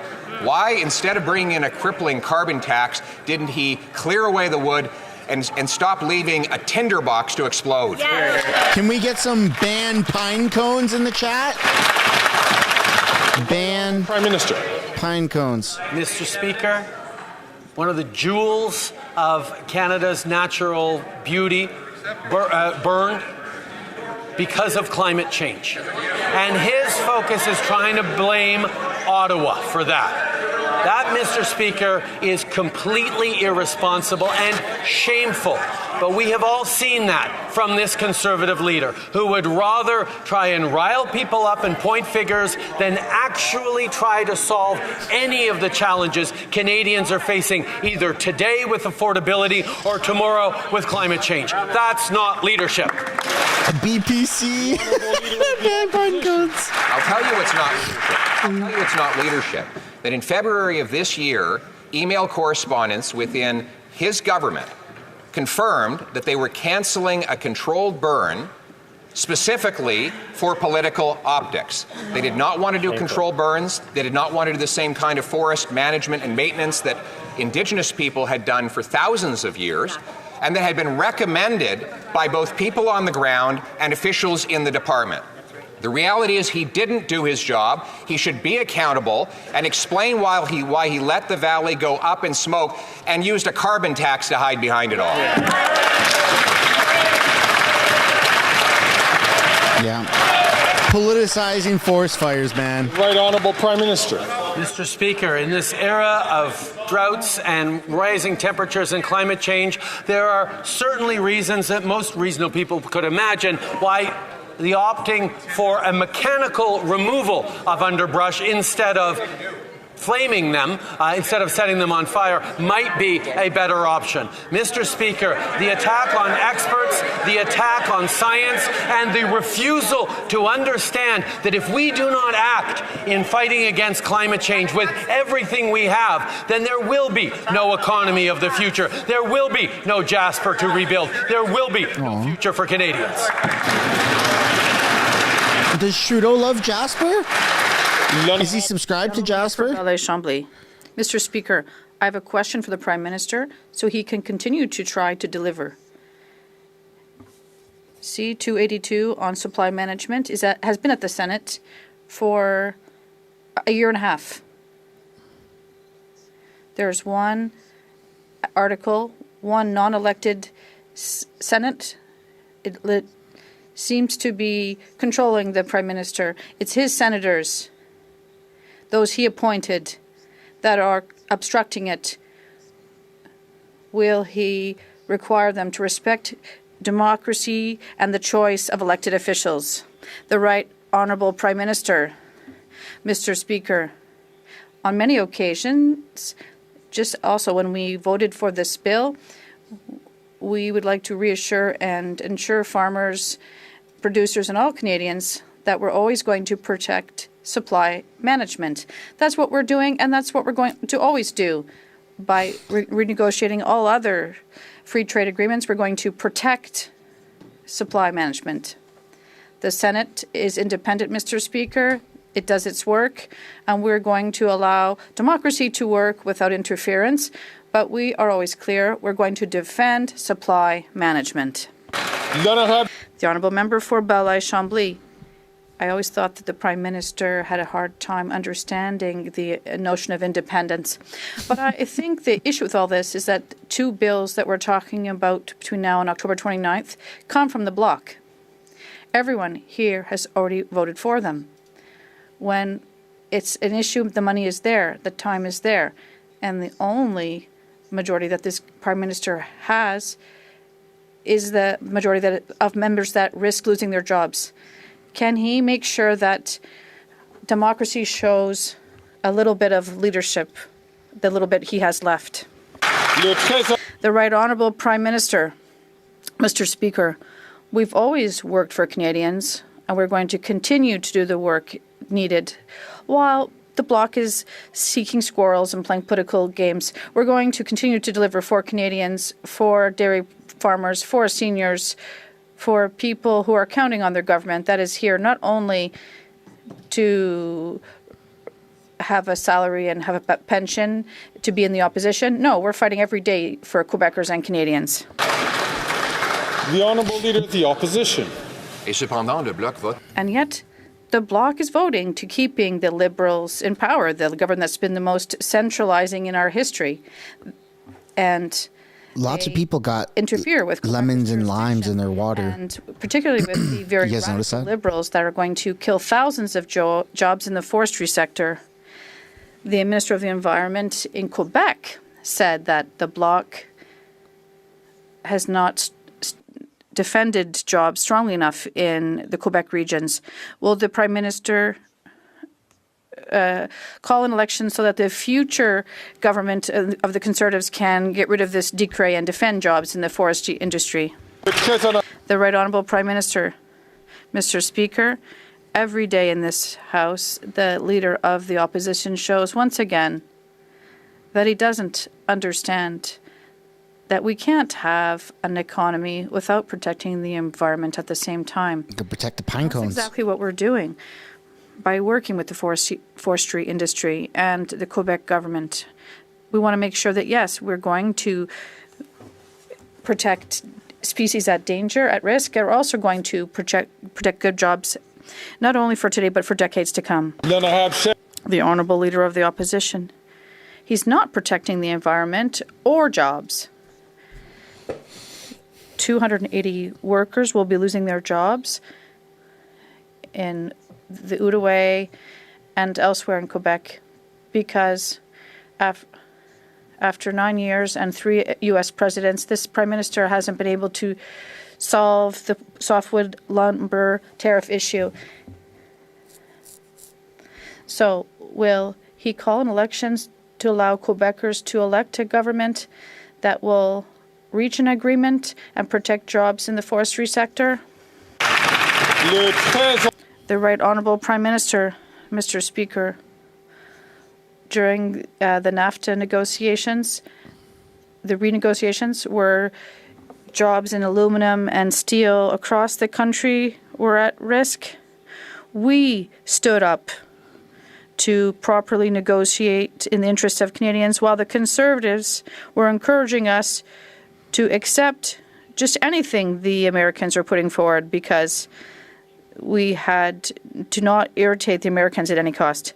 We were there for deliver, not to stand down. We are here to work for Canadian workers and for the Canadian economy, and we're going to continue to do so. The Honourable Leader of the Opposition, well, accepting to back down. Well, he accepted an agreement without protection for the forestry industry. It's the same thing with spending. It's the most costly government in history. We've doubled national debt, but the Bloc keeps this PM in power by voting 180 times, trusting him, and for $500 billion in inflationary spending and centralizing spending. That has also committed to another 100,000 federal public servants. How come this Bloc Liberal coalition continues to take Quebecers' money, keep it in Ottawa, and wasting it? The Right Honourable Prime Minister, Mr. Speaker, Quebecers know full well what austerity costs and Conservative cuts cost. They lived through it during the Harper years. They have chosen a government that has trust in Canadians, that invests in Canadians, and that's exactly what we're doing. And that is why that we're putting more money back in the pockets of Canadians with our strong fiscal balance federally, track record that the Conservatives are denying, and they're proposing cuts in services and tax cuts for the richest. That's what Canadians and Quebecers don't want. The Honourable Member for Ottawa-Vanier. Mr. Speaker, Canada's small and medium-sized enterprises keep our country's main streets prosperous, create well-paying jobs, and fulfill the dream of entrepreneurship. It's essential for these businesses thrive so they can continue to be the bedrock of our communities and our economy. Oh, yeah. No business is thriving under this friggin' Liberal regime. Have been I'll tell you that for to free. support small and medium-sized businesses. The Right Honourable Prime Minister. Every business owner Mr. Speaker, I'd like to thank detests the member for Ottawa-Vanier these crazy for her policies. leadership and her hard work. Yesterday was a really good day for small and medium-sized businesses in Canada. The Canada tax rebate for small businesses has allowed us to now roughly 6,000 companies in Canada will receive around $2.5 million before the end of the year. This means that small businesses in Ontario will be able to invest in their activities and create good jobs and strengthen our economy. While the Conservative leader wants to take these checks away from Canadian companies, we defend these entrepreneurs that are working hard to advance our economy. The Honourable Leader of the Opposition. Max Carney, at the moment of his appointment as the head of the economic task force of this government, said he wanted to do something and not be something. So what has he done?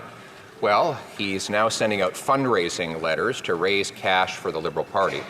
2, he's asked for $10 billion of corporate welfare to help his multinational corporation take over the pension funds of Canadians. And he's got his pal a $2 billion loan. Did the Prime Minister, yes or no, clear all of these actions of carbon tax Carney with the lobbying commissioner?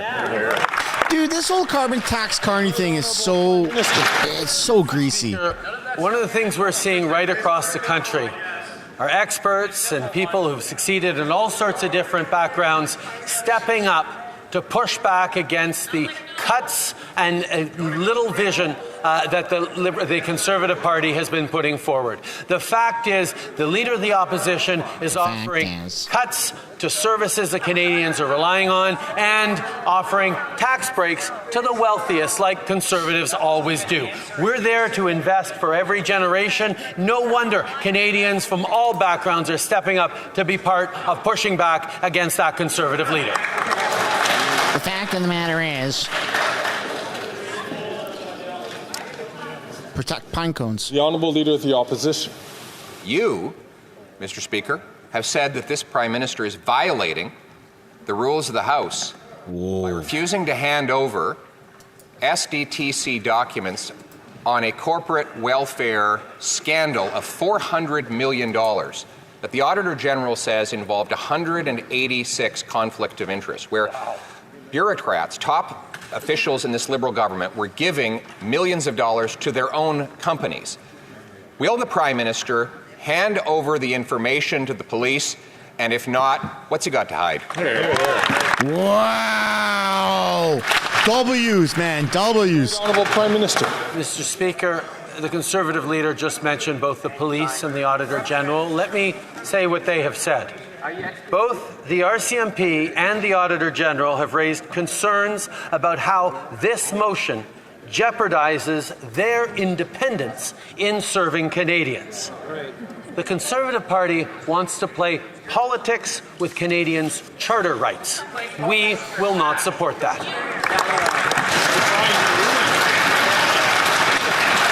I don't ever want to hear Trudeau say Charter of Rights. His idea of a charter right is that you have the right as a top government executive to take $400 million of other people's money and give it to your own company and then hide the criminal evidence from the police. Well, Mr. Speaker, Canadians have the charter right to know where their money went. So will the Prime Minister accept your order and the vote of this House to turn over the documents to the police so that we can put the bad guys in jail and get back the money that was stolen? Holy smokes! Totes, man! Pierre's on fire! Arrest Trudeau for the cover-ups. Speaker, once again, the Conservative Party has demonstrated that it is willing to upend the independence of institutions like the RCMP and the Auditor General for political gain. That is what they are proposing to do. They want to direct investigations. They want control over judicial processes in their details. The reality is, Mr. Speaker, banana republic-style behavior that the Conservative Party is pushing. We will always stand up for Canadians' charter rights and the independence of our institutions. Get out of here! Dude, he's been huffing his own farts for far too long. The Honourable Member from Vaughan Woodbridge. Mr. Speaker, I want to welcome to Parliament Hill everyone joining us to celebrate the vibrant Latin American and Hispanic community in Canada. We proudly recognize the contributions of Latinos to every facet of Canadian society, from business and journalism to the House of Commons. Their diverse voices and talents are woven into Canada's social fabric. Can the Prime Minister tell us how our government is honouring the traditions and cultures of fellow Canadians of Latino and Hispanic descent and delivering programs to support families and businesses while growing an inclusive economy? Good question. The Right Honourable Prime Minister. Speaker, I'm happy to thank the member for Vaughan Woodbridge for his question and his excellent work representing his constituents. Many Latin Canadians came here as immigrants and refugees, strengthening our cultural mosaic and contributing to Canada's growth and prosperity. Cha-cha-cha. Let's get some cha-cha-chas in the chat. We can say it. The Liberals said it. Programs for Latin Canadians and their families. We are lowering rents and building affordable homes. We're investing in $10 a day child care, dental care, and the Canada Child Benefit. We're supporting businesses and festivals, and we're combating hate with community-driven approaches. Happy Latin American Heritage Month. Cha-cha-cha. Charmin. Isn't that an old commercial? And I ask the Honourable Member from Lakeland to please not take the microphone, take the floor unless recognized by the Speaker. The Honourable Member from Port Moody, Coquitlam. Nice to hear the Prime Minister taking credit for all the wins that the NDP brought to this House. Investments, a corporate landlord is targeting all the wins? Unfair rent. What politician says that? Conservatives and the Liberals partnered to help Starlight's CEO avoid coming to committee and explain why he's pricing Canadians out of their homes. It's no surprise because this CEO is a major donor to the Conservative Party. Why is the Prime Minister, like the Conservatives, protecting the companies who are fueling the housing crisis? Cha-cha-cha. Chairman. Speaker, I'll take no lessons on progressive politics from a party that ran away when the pressures got hot from the Conservative Party of Canada. The reality is, Mr. Speaker, we were able to work constructively as progressive parliamentarians to deliver big things for Canadians over the past few years, but the NDP choosing to turn its back on pricing pollution and putting more money in people's pockets, perhaps turning their back on pharmacare, which we will be debating over the coming months, is a real shame. Yes, it's tough to be a progressive in this time, but we will continue to stand strong for progressive values in this House. Wow.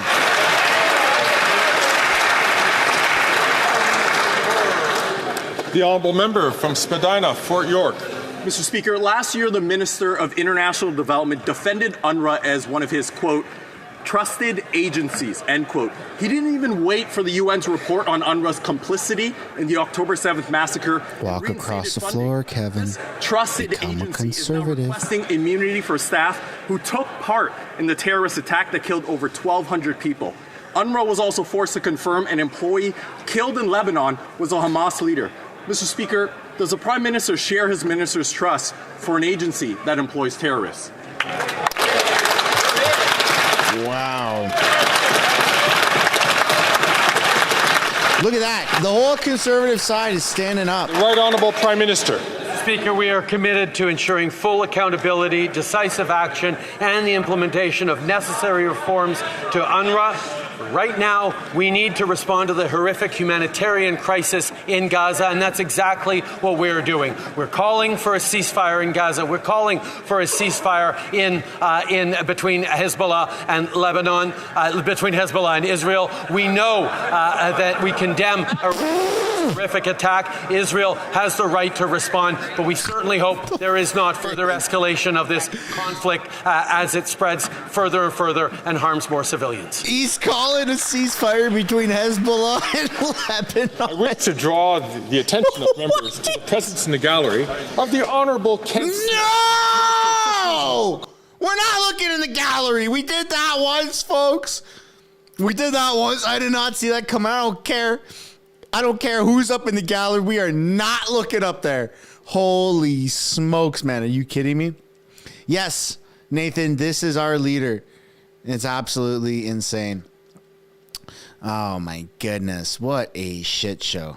All right, you know what? Let's see who's up in the gallery. The attention of members to the presence in the gallery of the Honourable Kent Smith, Minister of Fisheries and Aquaculture for the province of Nova Scotia.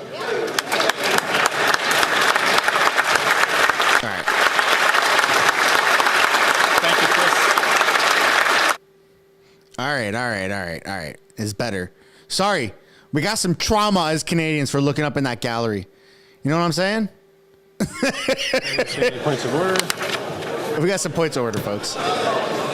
It being 3:24, the House will now proceed to the taking of the deferred recorded division on the motion of Mr. Blanchet. Relative aux travaux des subsides. Convoquez les députés. Relating to the business of supply. Call in the members. I'm going to read off some super chats, while we do this. I refreshed my page, and I've lost some of the super chats. There was a $50 one, and I can't see it anymore. It's not there. So I'm sorry, folks. And there's other ones, too, that have gone missing. YouTube is really weird like that.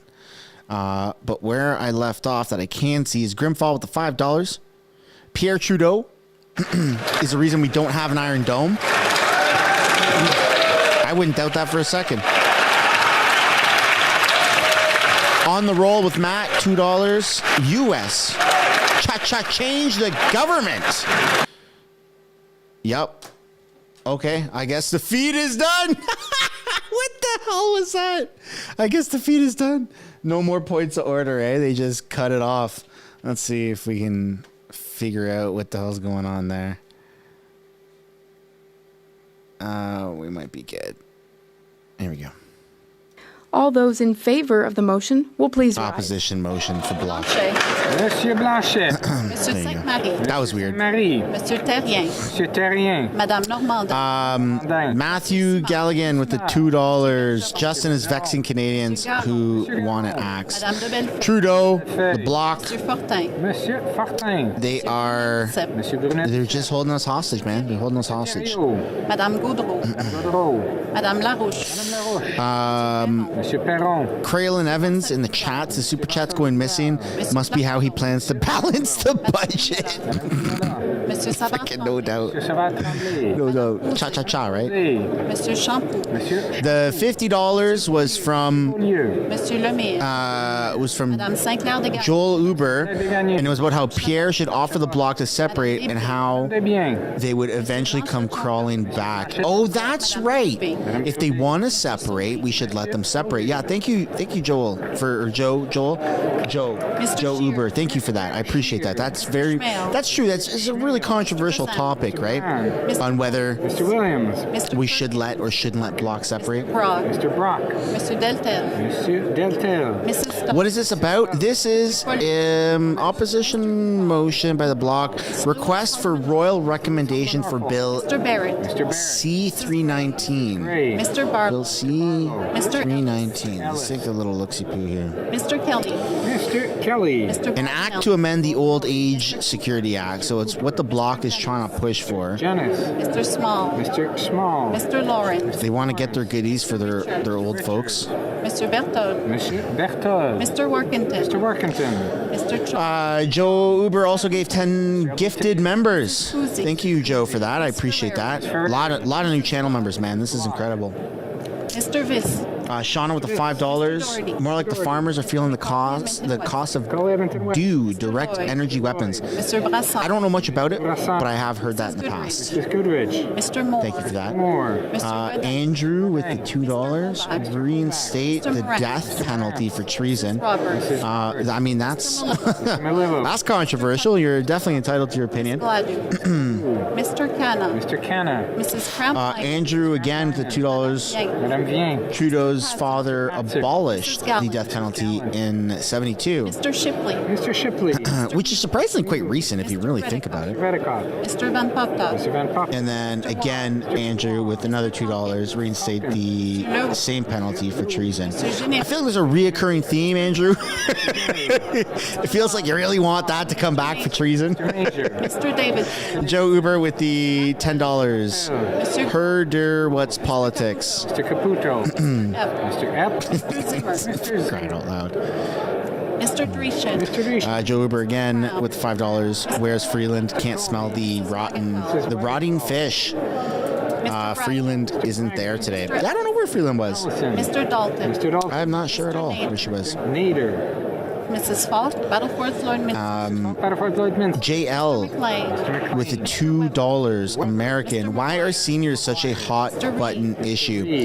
So the bloc is holding us hostage. Mr. Mott. Mr. Mott. And they're not doing a carbon tax election. They're not voting in favor of non-confidence because they're trying to strong arm getting more for older age people within Quebec. And if they don't get it, then they will vote in favor of a non-confidence. How they might be the ones to put the motion forward. Mr. Leslie. Mr. Javine. And the Liberals have until October 29th. Mr. Julian. Mr. Julian. Which is why he made the comment that this might be the last Halloween Mr. McGregor. where Trudeau is Prime Minister. Mr. Garrison. Mr. Garrison. Mr. Cannings. Joe Uber again with the $20 super chat. Barron. Trudeau is so daft, he doesn't realize seniors probably not going to be here much longer. But don't worry about people in their 20s and 30s or 40s. They only have like 50 plus more years. It's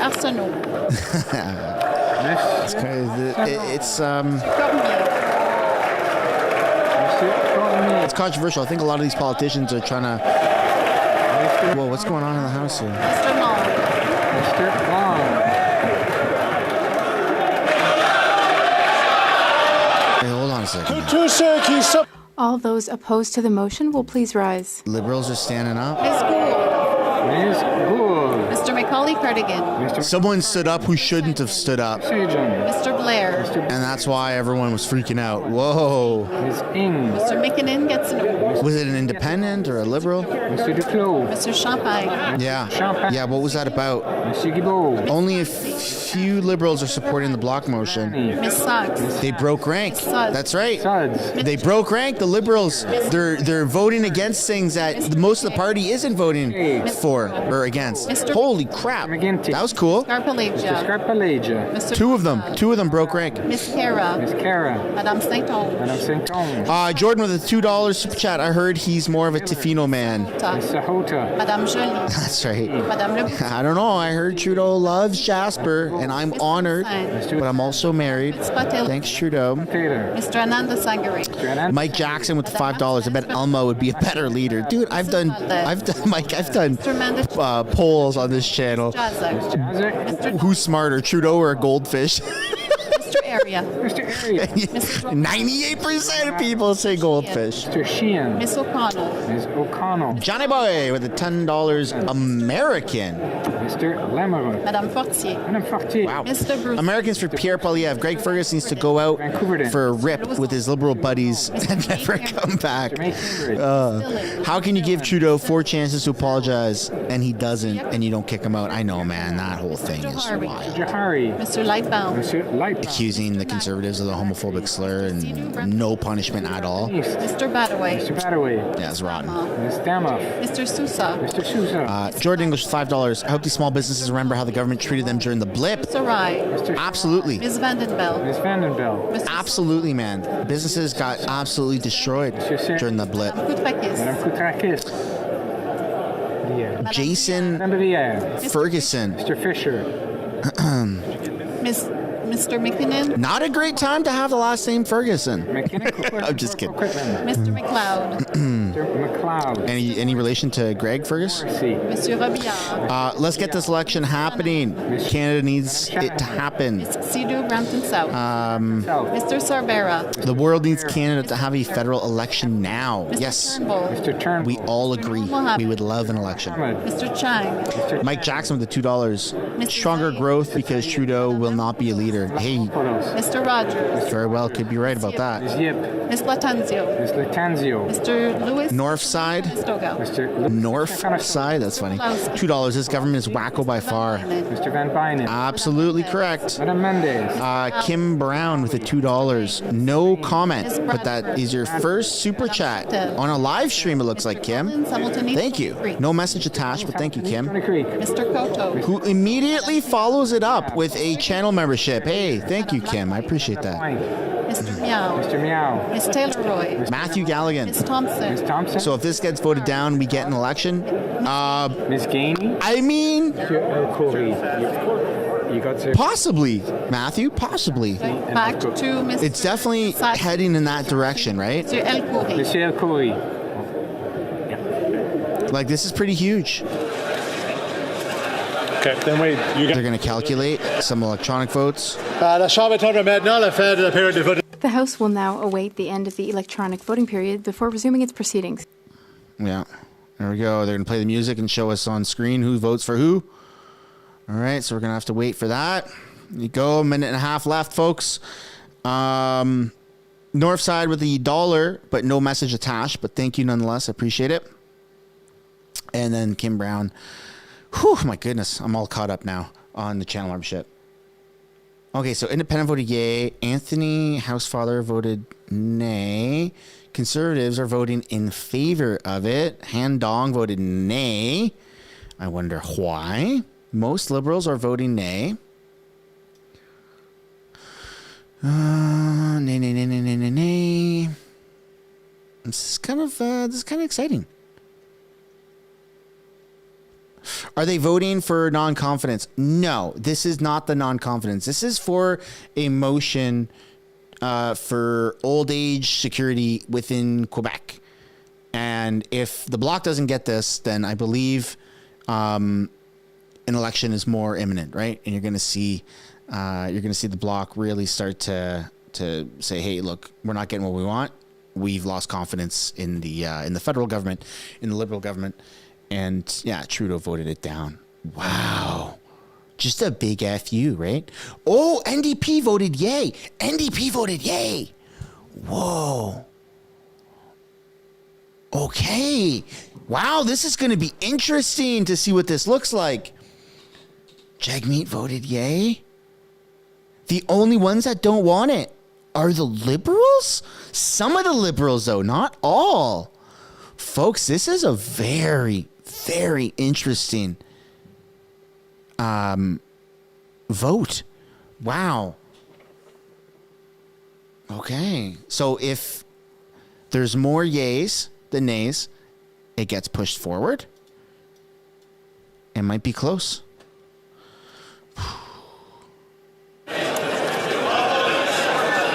The electronic voting period has ended. See the deputy now pas pu voter.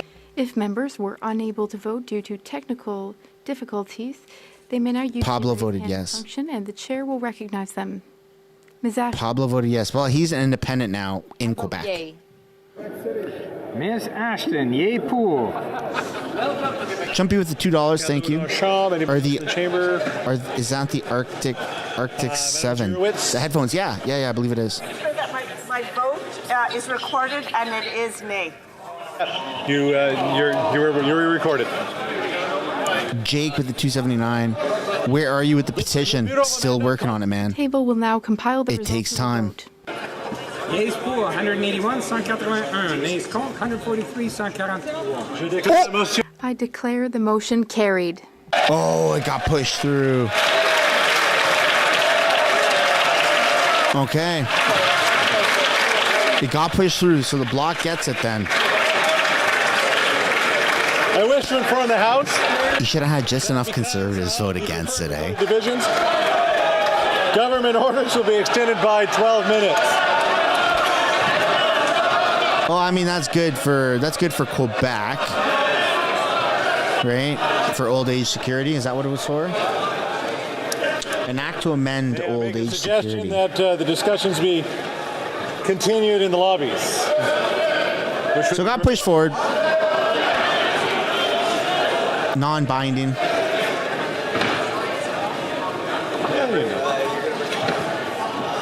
Yeah. Gonna have to wait and see. The House that the volume of the earpieces will now be. Okay, so that's it there. Okay, so that means that the bloc gets what they want, and it's one step closer to not confidence. Not confidence.